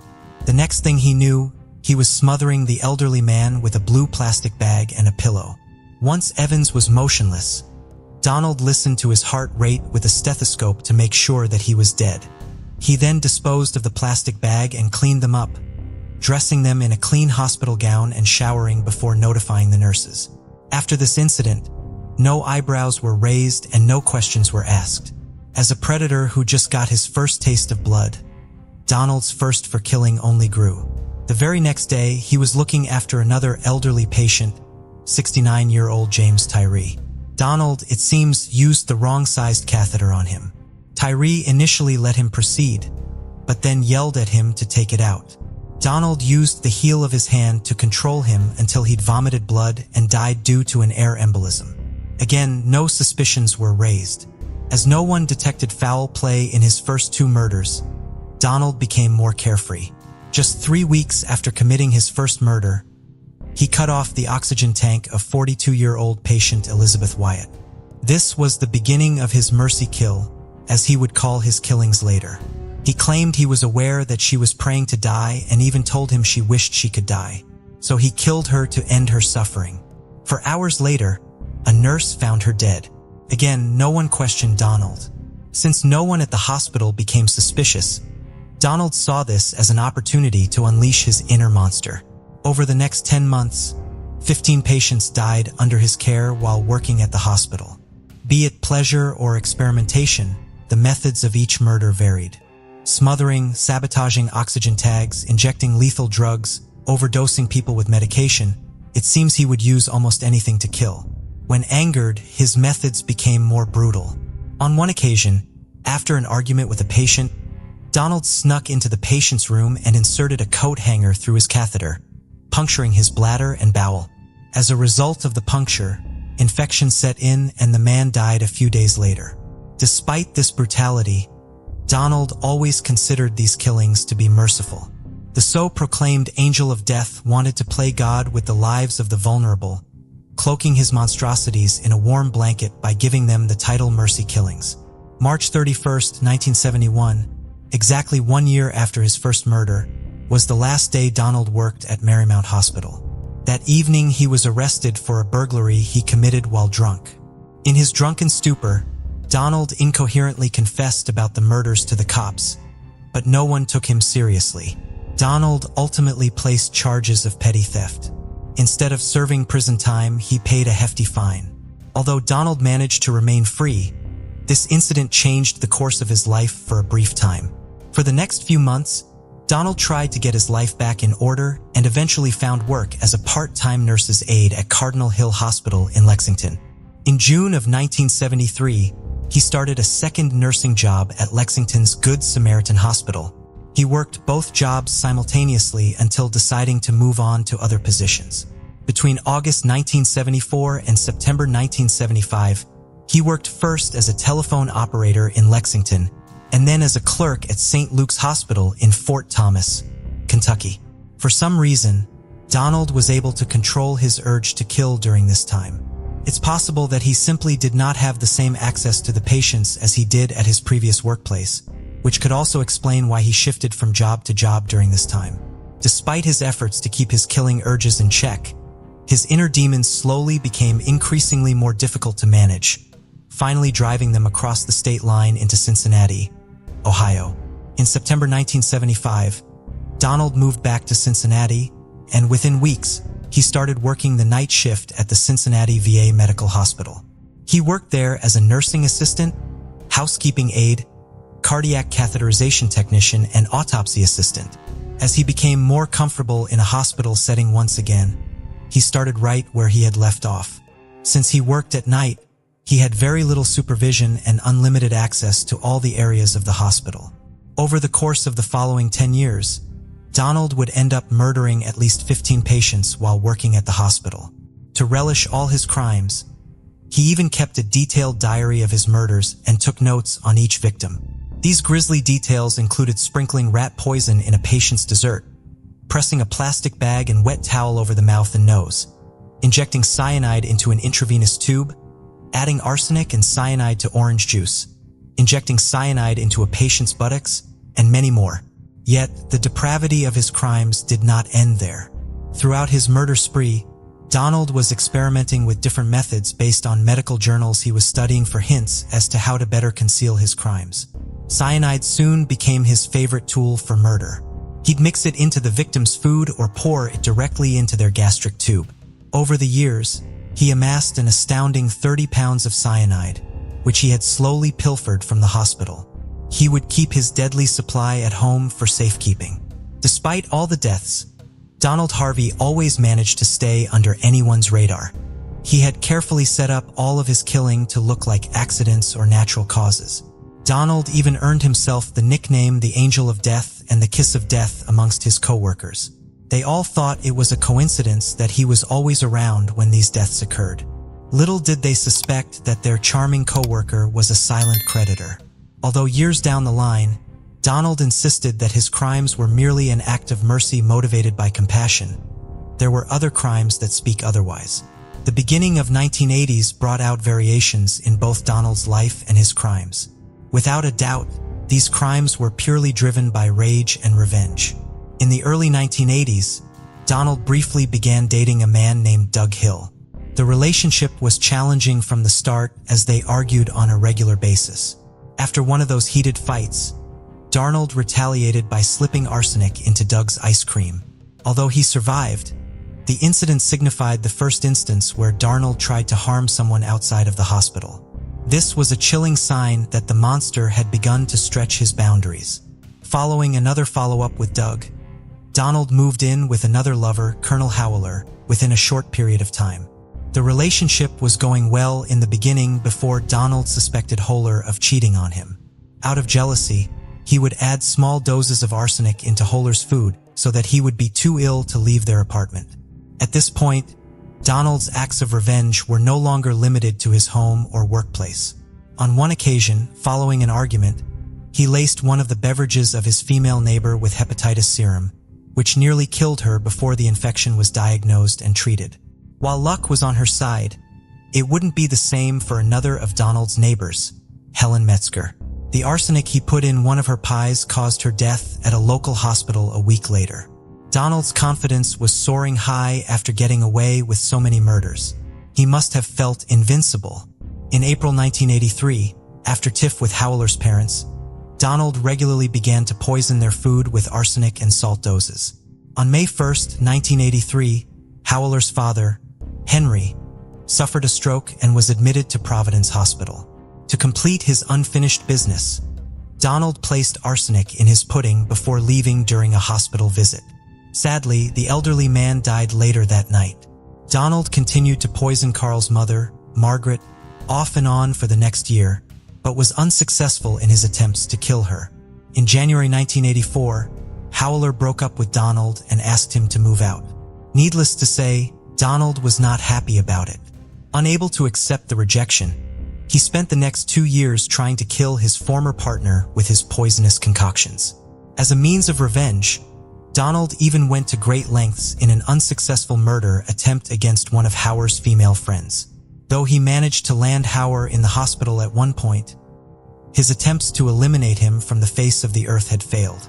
The first cloud of suspicion that loomed over Donald's head was on July 18, 1985, when security guards noticed Donald acting suspiciously and decided to search his gym bag. Inside the haversack, the guards discovered a .38 caliber pistol, hypodermic needles, surgical scissors, gloves, a cocaine spoon, various medical texts, 2 occult books, and a biography of serial killer Charles Sobridge. Fined $50 for carrying a firearm on federal property. Donald was then given the option to quietly resign from his job rather than be fired. Call it a stroke of luck or pure negligence from law enforcement side, none of these ever appeared in his work record, and the hospital authorities did not open an investigation to determine if the man was responsible for any other crimes while working at the hospital. It took Donald 7 months to secure another job at a local hospital. In February of 1986, he started working as a part-time nurse's aide at Drake Memorial Hospital in Cincinnati. Unaware of his past and impressed by his performance, his new employers soon offered him a full-time position at the hospital. Before long, Donald settled back into his old routine. Over the next 13 months, Harvey murdered another 26 patients and attempted to kill several more by disconnecting life support machines, injecting iron to veins, causing suffocation, and injecting arsenic, cyanide, and petroleum-based cleaners. The 2-decade-long murder spree came to an end with one last murder. On March 7, 1987, a 44-year-old patient, John Powell, mysteriously died. Powell was on life support from a bad motorcycle accident for several months before his demise, but had since started to recover. Due to Ohio's law of a mandatory autopsy for a vehicular homicide, this death landed Donald in a situation that he had never faced before. During the autopsy, an assistant coroner noticed the faint scent of almonds, which is a telltale sign of cyanide. Authorities got involved in the death following this concerning discovery. Initially, suspicion fell upon the people closer to Powell, but investigators failed to come up with any evidence or a motive pointing toward any of Powell's friends or family members. So it did not take them long to focus on hospital employees who had access to Powell's room. Donald Harvey was one of those names on the short list. To rule out their names, hospital employees at this point were volunteering to take polygraph tests. Donald also volunteered to take a test and even bought a book on how to beat lie detector tests. But eventually, he did not go through with the test and called in sick on the day of his scheduled appointment. If this was not concerning enough, investigators learned about his questionable department from the VA hospital as well as his notorious hospital nickname, Angel of Death. Given the numerous unusual deaths that seemed to surround him, authorities began to focus their entire investigation on Donald. He was brought in for questioning. In the initial interrogation phase, Donald denied having anything to do with Powell's murder and portrayed himself as a victim of coincidence. It was only after hours of questioning and playing a bit of good cop, bad cop that he finally confessed to having put cyanide in John Powell's G-tube. He tried to explain that it was because he felt sorry for him and his family. He still denied responsibility for any of the other suspicious deaths. Donald was taken into custody while investigators began to look for other evidence. On August 11, 1987, Donald Harvey, 35 at the time, sat down with investigators and confessed to committing 33 murders over the previous 17 years. The number grew to 7.80 in total as the days passed. Investigators wanted Donald to be checked for his mental state before his claims were taken to be accurate, as they were doubtful of the numbers Donald provided them. Following several psychiatric tests by numerous experts, it was determined that Donald knew the difference between right and wrong and was able to conform to the conduct of the law. Hence, he was sane and competent. In November of 1987, Donald Harvey was sentenced to 8 life terms plus 20 years for the murders in Marymount Hospital. In February 1988, he entered guilty pleas on 3 additional Cincinnati homicides and 3 attempted murders, drawing 3 life sentences, plus 3 terms of 7 to 25 years. The investigation into the remaining deaths were closed after 2 years, as investigators determined that there was not enough evidence to implicate him in the murders. Whether people were stunned or disgusted by his actions, they definitely were intrigued to know what went on inside his sick mind. In the 1991 interview, a reporter from the Columbus Dispatch asked Donald Harvey about his motive behind the killings. Giving away a rare glimpse inside his mind, Donald said that the reign of terror began with a desire for control. In his eyes, people controlled him for 18 years, and then he controlled his own destiny. He loved the power and to be able to control whether people lived or died. Even in the world of serial killers, Donald Harvey holds a special place, not only because of his overwhelming kill count, but also because of his choice to kill people he personally knew in addition to his patients. According to an article published on July 23, 2001 by the Associated Press listing the worst serial killers in the United States, Donald Harvey held the number 1 place, even surpassing the notorious John Wayne Gacy. While everyone expected Donald Harvey to spend his days behind bars, and unlike his unfortunate victims, die a natural death, destiny had something else in store for him. On March 28, 2017, 64-year-old Donald Harvey was found badly beaten inside his cell in protective custody at the Toledo Correctional Institution in Lucas County. He would die 2 days later at the age of 64 from blunt head trauma due to skull fracture and brain damage. Months after the death, an inmate named James D. Elliott, serving 37 years for numerous burglary offenses, would later write the Toledo Blade and confess to the murder. In those letters, Elliott confessed to punching and stomping on Donald in his cell.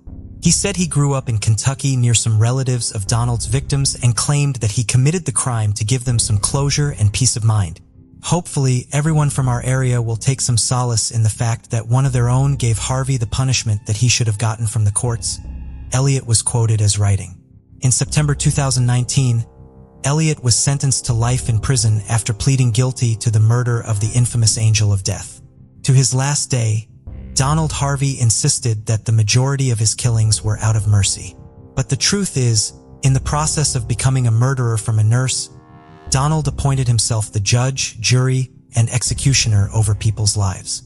Perhaps because he was not caught for decades, he assumed it was his right to control other people's lives. This is a story of survival that is hard to put into words. The bravery of 8-year-old Jennifer Schutt is beyond measure, and her actions in critical circumstances are remarkable. It's a rare case where the victim aided in apprehending her attacker. Despite losing her ability to speak due to a horrific injury, Jennifer survived, retaining every detail. Over 19 years, she relentlessly continued to pursue her own case, and in the end, she got her way. Jennifer Schutt, an 8-year-old schoolgirl, had recently finished school. She lived with her single mother, Elaine, who did everything possible to ensure her daughter's happiness and well-being. Elaine worked multiple jobs to support the family and provide Jennifer with a joyful childhood. Surrounded by such love and care, Jennifer blossomed into a lively and cheerful child, embracing learning with enthusiasm and displaying a keen intellect and curiosity. At such a young age, children are often afraid of the dark, and Jennifer was no exception. She had a fear of the dark and frequently slept alongside her mother in the same room. That night, on August 9, 2009, the mother and daughter slept in the same room. Jennifer was tossing and turning, kicking her mom in sleep, making it difficult for her to fall asleep. Unusually, at 2:30 a.m., Elaine woke up and asked Jennifer to go back to her own room for the rest of the night because she needed to get up early for work. Understandingly, Jennifer responded to her mother saying, "Just because I love you, Mom, I'm going to sleep in my own room tonight," and went to her room. Elaine would later regret this decision for a long time. But at that moment, she couldn't know she noticed that the window facing the parking lot was wide open. Elaine promptly called 911. Upon the police's arrival, she recounted that she hadn't heard any noise or screams after Jennifer went to her room. It is worth mentioning that their apartment was on the first floor and the windows in Jennifer's room overlooked the parking lot, leading Elaine to fear that someone might have seen Jennifer and entered the room through the window. Elaine realized that their apartment was not the ideal living situation for her and her young daughter, but it was the best they could afford at the time. Nevertheless, Elaine's parents decided to help her and their granddaughter with a new place to live. They purchased a small house nearby and renovated it. Jennifer and her mother were supposed to move there in a few months, and they had been there the day before Jennifer went missing. They were working in the garden where Jennifer was bitten by mosquitoes, which prevented her from sleeping peacefully that night. After her daughter's disappearance, Elaine was devastated. She said that Jennifer was all she had and pleaded for her return. The police worked tirelessly to locate her. Luckily, Elaine didn't have to wait long for news. Around 6:30 p.m. that same day, the police received a call from parents whose children were playing in a field and accidentally stumbled upon something. To their horror, they realized it was the body of a young girl. Upon arriving at the scene, the police found the body of 8-year-old Jennifer Schutt lying in the middle of the field, 5 kilometers from her home. Jennifer's condition was grave, but she was still breathing. Her throat had been cut from ear to ear. The main life-threatening injury for Jennifer was a wide wound on her throat, which caused her to lose a lot of blood and made her extremely pale and weak. Jennifer was taken to the hospital in critical condition where doctors fought to save her life. When she regained consciousness after the surgery, her behavior underwent a sudden change. It turned out that she was afraid of all men. I was kind of a hard patient to deal with because I had a lot of nail doctors and I was scared of males. Additionally, the Dickinson Police Department deployed a whole team to guard her hospital room. Throughout this time, Jennifer was in a constant state of panic. She even hit a doctor in the stomach when he tried to approach her. Elaine tried to reassure her daughter, explaining that all these people were there to care for her and help her. However, Jennifer didn't trust anyone. Her behavior became more understandable when she finally revealed what had happened to her that night. Jennifer could not directly inform the investigator of anything. To obtain any information, the detectives gave her a notebook and several pens asking her to answer questions in writing. Due to her fear of men, Jennifer wrote notes to her mother, who then passed them to the officer. Jennifer's responses were surprisingly precise, detailing the events accurately. Despite being only 8 years old, she displayed remarkable intelligence for her age. She started by going into her room, turning on the light, and picking up a book to read, hoping it would help her sleep, which it did. Jennifer fell asleep. The next thing she knew, a stranger was carrying her out of the house. Afterward, he placed Jennifer in the car claiming to be an undercover police officer. She later confessed that she immediately felt that something was wrong. Looking around, she saw her mother's car in the parking lot, so she was confused about where they were going and why. On the one hand, she knew that the police were good guys, but on the other hand, her mother had taught her not to trust strangers. As they passed her grandparents' house, Jennifer told the stranger that he could drop her off at their house, to which he replied, "I can't because they're not home." And then she realized he was lying because their car was in the driveway. Later, the man stopped near Jennifer's school, about 3 kilometers from her home. He then said to watch the moon carefully. When it changed color, her mother would come for her. 5 minutes passed and the stranger said, "Well, your mom's not coming, so we need to go further." They drove a few more blocks to a dead-end street where the strangers stopped the car.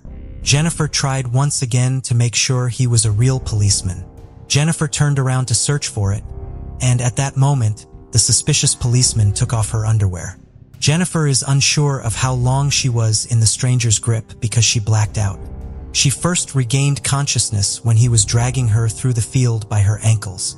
Despite the excruciating pain from twigs and stones digging into her back, Jennifer pretended to be dead and stayed silent. He let go of her feet and left her in the field. Jennifer only heard him walking away.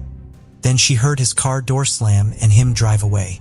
I realized I couldn't scream, and I couldn't figure out why. I had just enough strength to throw my right hand on top of my neck, and that's when I felt a gaping wind. And I looked at my hand, and earth flowed gladly. Since the exact time of Jennifer's disappearance is unknown, it is believed that she lay in the field for 12 to 14 hours. When the sun set, she saw the lights of passing cars. Nearby, she heard children's voices, and a dog approached her several times as if trying to get the attention of its owner, but he never came. Throughout, she was bitten by fire ants, which helped her stay conscious. Anytime I'll in until I would be in disbelief that I hadn't died yet. Jennifer said she wasn't afraid and had even accepted that she might not survive. But suddenly, she heard children's voices nearby, and at that moment, something hit her leg. The next time Jennifer regained consciousness, she heard a police officer repeating if then found, "You're gonna be okay. Just please stay with me. Please stay with me." And I remember being put into the life flight helicopter. This story was very challenging for young Jennifer as she couldn't speak and had to write everything down on paper. Moreover, her fear of men complicated the situation. So her mother asked all the questions, and Jennifer's answers were relayed to the officers who were behind the door. Incredibly, 8-year-old Jennifer even managed to get the stranger's name from him. I just remember remembering his name, and so I wrote he felt his name was Dennis. I remember then that he looked griefy and like he may have had a scar or something on his face. For days after her disappearance, the police requested the services of forensic artist Lois Gibson, who communicated with Jennifer solely through gestures and notes. Despite these challenges, they managed to create an incredibly detailed composite sketch. It was shown to the public in hopes that someone would identify the man. Meanwhile, the police continued to comb through the crime scene and found Jennifer's clothing about half a mile away, along with a man's shirt and underwear. Although there was hope that DNA on the clothing would lead to the perpetrator, no matches were found. Jennifer's recovery was gradual. She showed remarkable resilience despite still being a child.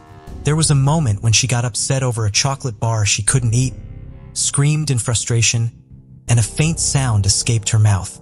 Doctors were shocked because her vocal cords were almost severed, and they never expected them to heal. But somehow they began to mend. I like to see how to set up then. Soon after, Jennifer was discharged from the hospital. She not only returned home, but also went back to school. After completing her schooling and college education, Jennifer decided to pursue a career as a children's librarian. However, she never forgot what happened that night.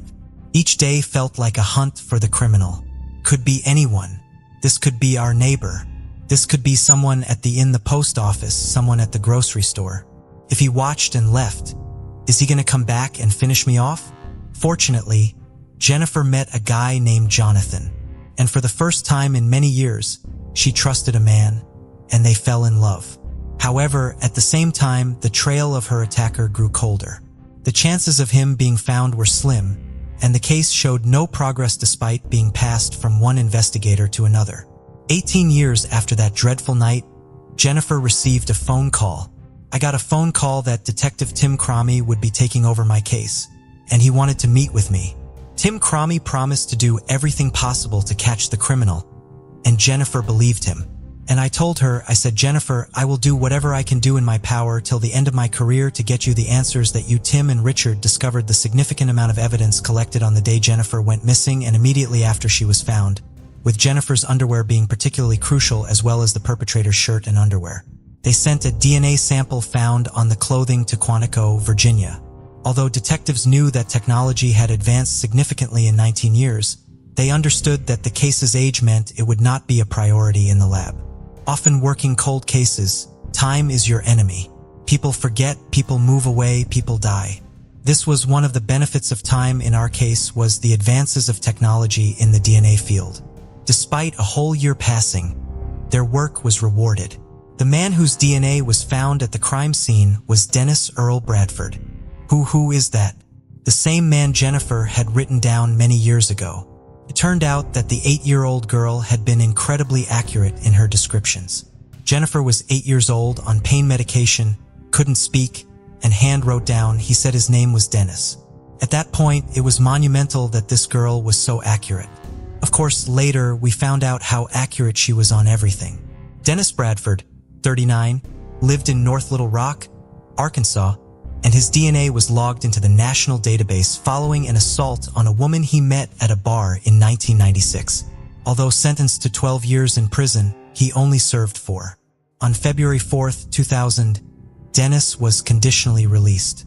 Less than a year later, police arrested Bradford for driving under the influence less than half a mile from his home. He remarried and worked as a welder until his arrest in 2009. Tim Cromie and Richard Renison investigated the link between the suspect from North Little Rock, Arkansas, and the small town of Dickinson, Texas. It turned out that the man had been arrested in Dickinson in 1987, 3 years before Jennifer's attack. At that time, he had 2 addresses within 2 miles of Jennifer and Elaine's apartment. To confirm his identity as the kidnapper, detectives requested a 19-year-old photo from his driver's license. When they saw the picture, they were stunned. He looked like a copy of the composite sketch created with the help of 8-year-old Jennifer. Dennis Earl Bradford was arrested on October 19, 2009. He insisted he didn't know Jennifer, couldn't recall why he had stopped near her apartment, and couldn't comprehend why he had treated her so cruelly. Dennis also revealed an interesting detail that investigators didn't know. After the attack, he was overwhelmed with guilt, and he attempted suicide with a shotgun. Bradford wanted to pull the trigger, but changed his mind. Afterward, he was admitted to the psychiatric ward, which happened to be the same hospital that Jennifer was still in. Even at that time, he was so close to her. Immediately after the interrogation, detectives informed Jennifer that the criminal they had been searching for 19 years was arrested. Though he never met her face to face, Reese's mother was good friends with Tiffany's mother. Reese even called Kathy shortly after Tiffany's death and shared condolences for her untimely death. But once again, Reese would elude justice as police were unable to gather any clues to link him with Tiffany's murder, and the case went unsolved for quite some time. In 2015, investigators finally got a breakthrough in Tiffany Johnson's case. By then, DNA technology had advanced massively. A DNA swab that was taken from the state medical examiner's office during the autopsy of Tiffany was sent to the lab for DNA testing. The DNA profile got a hit in the Cody's database and implicated William Rees in the crime. In September of 2015, William Rees was charged in Oklahoma City with the 1997 kidnapping and murder of Tiffany Johnston. But just before his trial was set to begin, in an unexpected twist, he started confessing to other crimes in an attempt to cut a deal with the prosecution. He eluded the police. They have lived for 90 years. Ryan Lees had criminalized, and I don't know it to him. But the shades of the truth, already suspecting him in the murder of Laura Smither and the disappearances of Jessica Kane and Kelly Cox, detectives put a bunch of photos of the 3 victims before him. He immediately accepted responsibility but continued to deny any sexual motive behind the crimes. He also agreed to show investigators to the site where it claimed the remains of Kelly and Jessica were buried on the condition that they would not seek the death penalty. In April of 2016, Rees led the investigators to a site in Houston Pasture where human remains were found after several days of digging. The remains were later confirmed by the Harris County Medical Examiner's offices as belonging to Jessica Kane. From there, the search moved through a burial site in Brazoria County where they found another set of human remains. Through dental records, the remains were positively identified as Kelly Cox. The trial for Tiffany Johnston's murder began in May of 2021 in the Oklahoma County District Court. On May 28, 2021, he was found guilty by the jury. On August 19, 2021, the judge sentenced him to death for Tiffany's abduction and murder. Following his conviction for murder in Oklahoma, Rees was extradited to stand trial in Texas in early March 2022 for the murders of Laura Smither, Kelly Cox, and Jessica Kane. He pleaded guilty to all 3 murders and was sentenced to life imprisonment in June 2022. For families waited for decades to get answers regarding the fate of their loved ones, while the person responsible for these crimes selfishly kept these secrets to himself. It's saddening to see that he would only give these poor families the answers they so desperately needed to suit his own personal needs. We can only hope that the families can finally begin the healing process and find comfort in being able to give their loved ones a proper burial after all these years. They encountered the Wong guy in the wild place at the Wong Tai. Angie Dodge was born on December 21, 1977, in Washington State, the youngest of her parents' 4 children and their only daughter. She loved Christmas, as it was just a few days after her birthday, and each year, both occasions were celebrated with a large family gathering. The family moved to San Diego before eventually settling in Idaho Falls, Idaho. Angie had a deep appreciation for the outdoors, and camping with her family was one of her favorite activities. Academically gifted, Angie excelled in school and tutored her peers in math and English at Idaho Falls High School, where she graduated in 1995. She briefly attended Idaho State University before deciding to move out of her family home in May 1996. After a disagreement over breaking a house rule, Angie, at 18, began living independently.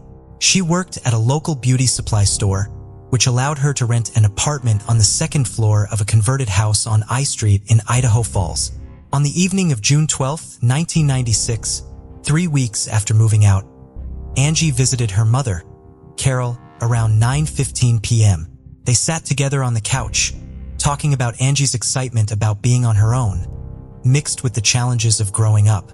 Angie rested her head on her mother's shoulder, and Carol lovingly told her that she would always be her baby.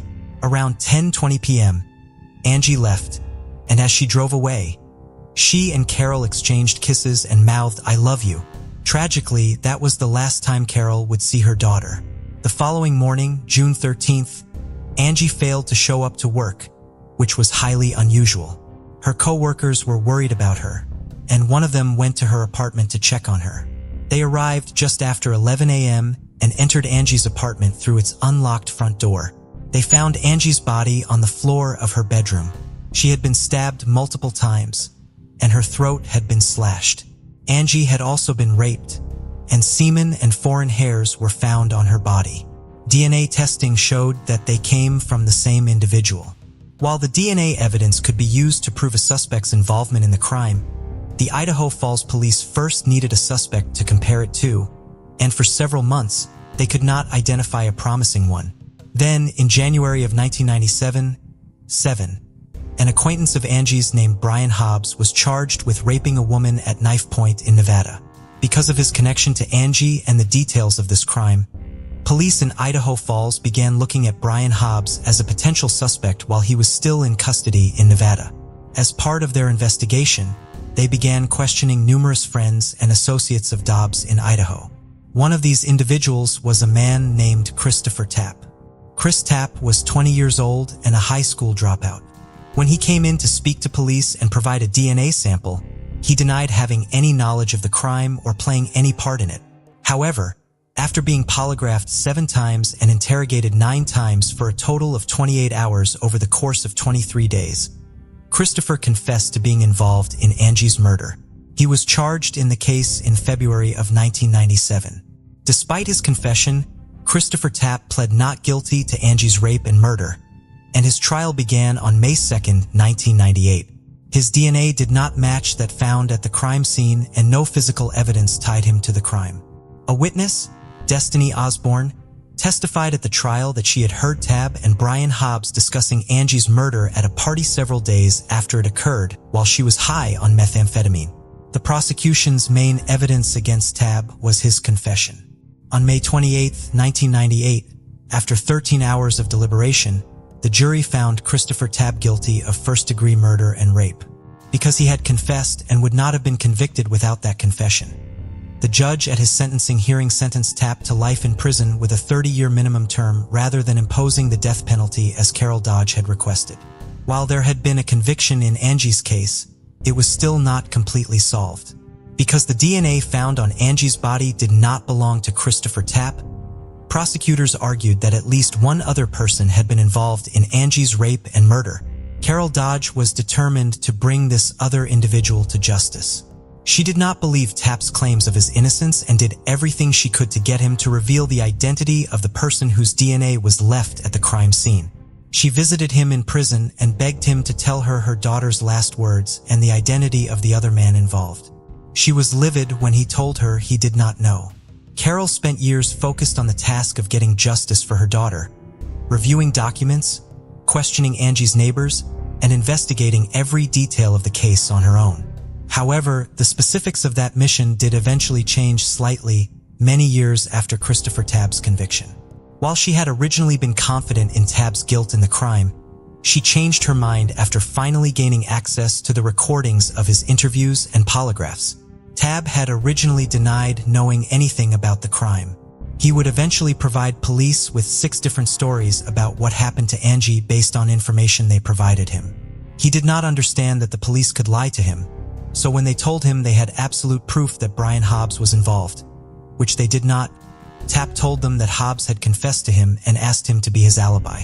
After a series of immunity agreements began coming into play under which Tapp would only have to plead guilty to aiding and abetting an aggravated battery, police got him to say that he had been at Angie's apartment and witnessed the crime. Police ran into a problem, however, when the results from the DNA tests on Tapp and Hobbs came in. Neither man was a match to the DNA at the crime scene. They then suggested to Tapp that another one of his friends, Jeremy Sargis, had been involved in the crime. Tapp now said that he had witnessed Sargis and Hobbs commit the rape and murder. When Sargis' DNA was tested, it was also not a match to the crime scene DNA, and police were able to confirm his alibi for the night of Angie's murder. They then voided Tapp's immunity agreements. In Tapp's final story, the one presented at trial, he said he held Angie down by the wrists during her assault and made some of the cuts found on her body. Hobbs and another man he could not identify beyond the first name of Mike were the other participants. Hobbs was never charged in the case. The tapes of the interrogation show Tapp being intimidated and fed information, but it was really the tapes of the polygraph examinations that made Carol understand why Tapp would make a false confession. A polygraph expert would later say that the test was used as a psychological rubber hose against Tapp. Michael Heavey, a retired Superior Court judge from Washington State, who would eventually work on Tapp's case through the group Judges for Justice, argues that the detectives involved broke the rules that surround the administration of polygraph examinations, likely because they did not believe anyone would ever watch the tapes of the exams, as polygraph results are not admissible in court. Judge Heavey argues that rather than use the exams to determine Tapp's credibility as they are intended, The authorities in this case used them to brainwash Christopher Tapp and trick him into providing false testimony. During one of his polygraph exams, Tapp is threatened with dying in the gas chamber. Threats are not to be used in these situations specifically because they can lead to false confessions. The administrators of the test also convinced Tapp that the machine was telling them that he was lying when he said he was not involved in the crime and that it was infallible. He must have suppressed the memory of the murder because the machine could read his subconscious and it said that he was involved. Tapp at one point asks the administrator if he had committed the crime. Tapp was provided with details of the crime and suggested answers to the questions he was being asked. When Tapp finally said he had stabbed Angie during the polygraph, one of the police officers in the room came over and shook his hand. Tapp was told he had passed the test by providing this answer, but the report from this polygraph shows that he was actually being deceptive when he said he had stabbed Angie. Carol Dodge was convinced of Tapp's innocence and believed that the just thing to do would be release him from prison. The woman who had previously asked for Tapp to receive the death penalty now became one of his biggest advocates. She contacted Stephen Drizin, a professor at Northwestern University's Pritzker School of Law and a leading expert in false confessions, asking for his help in Tapp's case. He was familiar with the case because he had been talking to Tapp's legal team for over a year, and he agreed to work on it pro bono after speaking with Carol. His 2014 report found that Tapp's confession had been coerced and was the product of deceit and pressure from the authorities, who had then provided Tapp with enough details about the crime and the crime scene to make the confession seem credible. Tapp's case received the attention of and help from several organizations over the years. In addition to Judges for Justice, the Idaho Innocence took on the case in 2007, and the Innocence Project of New York also did work on the case. This help was invaluable because Tapp's legal battle to prove his innocence and overturn his conviction had not been going well. Following his 2001 appeal, the Idaho Court of Appeals had ruled that Tapp's Miranda rights had been violated during many of his interviews with police, but that these violations were harmless. His appeals and petitions for post-conviction relief, which his mother, Vera, had mortgaged her home and spent years working 2 jobs to pay the legal fees for, all failed. The videos of the interrogations and polygraphs, as well as new DNA evidence, gave Tapp new hope. In his final story to police, Tapp had said that he had held Angie down by the wrists during her attack. Angie's hands had been swabbed as a part of the initial investigation, but those samples were never tested even after prosecutors went to court to argue that Tapp had touched her specifically on that part of her body. They were finally tested in 2016 and only found Angie's DNA and that of the person whose semen had been found on her. Further testing of other objects from the scene, such as Angie's blanket and a blood-stained teddy bear, also failed to find Tapp's DNA. Destiny Osborne, who had testified against Tapp at his trial, also recanted her testimony in 2017. She claimed that, like Tapp's confession, her testimony had been coerced by police who threatened her with drug charges after her release from the behavioral health center where she had been held on an unrelated offense. I was manipulated and coerced and said a huge story and threatened 23 years ago by the many members of the Idaho Falls Police Department to falsely testify against Chris Tapp, Osborne told the Idaho Falls Post-Register in 2019. In the fall of 2016, Christopher Tapp's lawyers met with Bonneville County Prosecuting Attorney Daniel Clark. Rather than pursue Tapp's 2 pending appeals, Clark agreed to drop Tapp's rape conviction. The murder conviction would still stand, but Tapp would be allowed to leave prison, having served 20 years. Christopher Tapp was not quick to agree to these terms. He still maintained his innocence and did not want the murder conviction to stay on his record. However, in March of 2017, he agreed to the terms. "I took the lesser of 2 evils," he later told the Idaho Statesman. "I've been fighting this for 20 years. When you lose so many hearings and lose so many battles, you continue to lose faith in the justice system." Carol Dodge and her son Brent Dodge were present at and spoke during Tapp's release hearing. "Chris, the day we were here and chose your jury, the jury that convicted you, little did we know what we know now," Carol said. "For 13 years, I was really angry at you, and of course you were angry at me. I had a hardened heart because for 13 years they programmed my mind to believe you were part of my daughter's killing."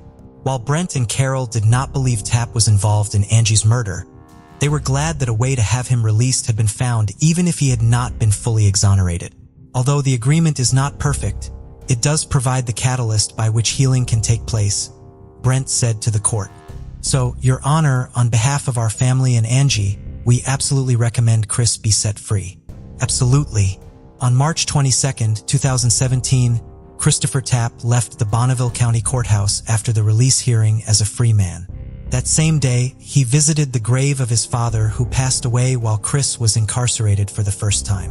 While prosecutor Daniel Clark accepted the deal that set Chris Tapp free, he did not necessarily accept the notion that Chris Tapp was innocent.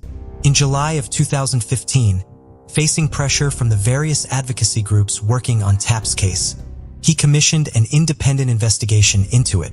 The investigation came to an end in the fall of 2016, and Clark maintains that it did not uncover any new, credible, and material evidence that Tapp is innocent. In a formal statement released the same day Tapp was released from custody, Clark said, "To be clear, there is not sufficient evidence to prove Tapp is innocent, which is the proper legal question at this time." He would later describe the deal to the Idaho statesman as a means to an end. While Carol Dodge's advocacy had helped secure Chris Tapp's freedom, her work was not yet finished. He had not yet been exonerated, and Angie's real killer had not been brought to justice. Carol focused on the main piece of evidence in the case, the DNA, believing it would be what would finally identify the man who had killed her daughter. Even before Chris Tapp was released from prison, the Idaho Falls police had been looking into using new DNA techniques to identify the man whose semen and hair had been left on Angie's body. In 2014, they used a public genealogy database to attempt to identify the killer. They looked at a public genealogy database that had originally been developed by the Sorensen Molecular Genealogy Foundation but had since been acquired by Ancestry.com. After they were compelled to provide information to the police via warrant, Ancestry.com implemented protections to ensure that they would not have to do so in the future. Authorities used Y chromosome analysis to search the database and look for a match to the DNA from the crime scene. They found a man in the database who was a close but not identical match to the DNA at the crime scene. That man was Michael Ussery Sr., who had submitted his DNA to database as part of a genealogy project at his local church.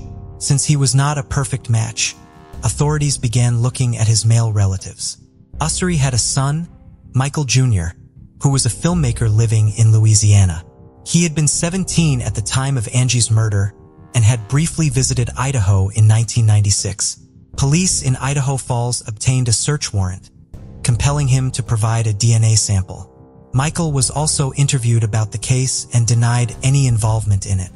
His DNA was not a match to the DNA from the crime scene, and he was cleared. The effort had not solved the case. Carol Dodge, however, was not ready to give up on the idea of using DNA or genealogy databases to identify Angie's killer. In November of 2018, the crime scene DNA was sent to Parabon Nanolabs. Genetic genealogist Cece Moore originally did not believe that she and her team could be of service in the case. The DNA had degraded over the years and was just barely within the range of what Moore was willing to work with. However, Carol Dodge then called her and convinced her to take on Angie's case. Moore submitted the DNA profile to GEDmatch, which allowed her to compare its autosomal DNA to the samples in the database. The 2014 effort had only examined and compared DNA on the Y chromosome. When the team from Parabon submitted their findings to the Idaho Falls Police Department in early 2019, they had identified 6 potential suspects who were distantly related to the Ussery family police had looked at in 2014. DNA samples were surreptitiously collected from these men, and they were eliminated. Furthermore, analysis of their DNA found that they were not closely related to Angie's killer. Cece Moore realized that there must be an unidentified member of the family tree she was missing. She eventually turned her attention to a young woman who had married into the family at a young age. That marriage ended in divorce, and the woman later remarried. While she did not appear to have a child during her first marriage, she gave birth shortly after it ended. But the child grew up with his stepfather's surname, which was why he had not been identified as a member of the family originally. Moore and her team were able to locate the woman's mother's obituary with the help of a small local library, and it listed her daughter with her new last name and the names of her children. The new potential suspect was named Brian Drips, and there was a 53-year-old man with that name currently living in Caldwell, Idaho. Police from Idaho Falls traveled to Caldwell to surveil Drips and hopefully collect an item he discarded that would have his DNA on it. Drips was a smoker and police were eventually able to collect a cigarette, but they saw him discard. When the DNA on that cigarette butt was analyzed, it was found to be a match to the DNA found on Angie Dodge's body. On May 15, 2019, Brian Drips was brought in for questioning. He originally denied any involvement in the case, but once he was informed that his DNA had been matched to the DNA found at the crime scene, he confessed to both the rape and murder. Drips had lived across the street from Angie and had been interviewed by police about her murder just days after her death as part of the neighborhood canvass. During his confession, he claimed that he entered Angie's apartment with the intention of raping her, but had not planned on killing her. He also said that he had acted alone and did not know Christopher Tapp. Following his confession, Drips was arrested and charged with Angie's rape and murder. At the press conference announcing Drips' arrest, Idaho Falls Police Chief Bryce Johnson acknowledged the role that Carol Dodge played in keeping Angie's case alive. "Carol inspired us all to try harder and do better," he said. "Carol, for 23 years, every day, every second of every day, she's been looking out for her daughter. This case begins and ends with Carol." On July 11, 2019, prosecuting attorney Daniel Clark filed a motion requesting that the court vacate Christopher Tapp's murder conviction. "There exists clear and convincing evidence that Tapp was convicted of a crime he did not commit," Clark wrote in the filing. "Therefore, the state moves that the court grant post-conviction relief, set aside the jury verdict and vacate the judgment of conviction, and dismiss the case." On July 17th, Chris Tapp was in court for a hearing in the matter. Judge Alan Stevens approved the motion and told Tapp, "As far as the court is concerned, you are cleared of the charges you have been living under for the past 20-plus years." Christopher Tapp became the first person to ever be exonerated with the use of genetic genealogy. Carol Dodge was in court to see his name finally be cleared. Chris was able to find work after his release from prison and was working at a plastic bag at the time of his exoneration. His opportunities have been limited due to the murder conviction on his record, but his exoneration eliminates that problem. He is relieved to have finally restored his family's good name for his mother. In December 2019, he filed suit against the Idaho Falls Police Department and several individual detectives and officers seeking damages for false imprisonment and arrest, malicious prosecution, libel, negligence, and emotional harm and distress. Brian Drips remains in custody awaiting his trial, which is currently set to begin on June 8, 2021. His lawyer is currently petitioning for his confession to be thrown out and for a change of venue due to local media coverage of the case. Carol Dodge is frustrated by the long wait for the trial and worried she will be unable to make the frequent trips to another part of the state for the trial and other hearings related to the case. "Angie's case is just as well known over there as it is here," she pointed out. Despite the challenges she has faced and the twists and turns the case has taken over the past 2 decades, Carol remains just as committed as ever to making sure that justice is served in Angie's case. Thank you for joining us on this journey into the depths of unsolved mysteries.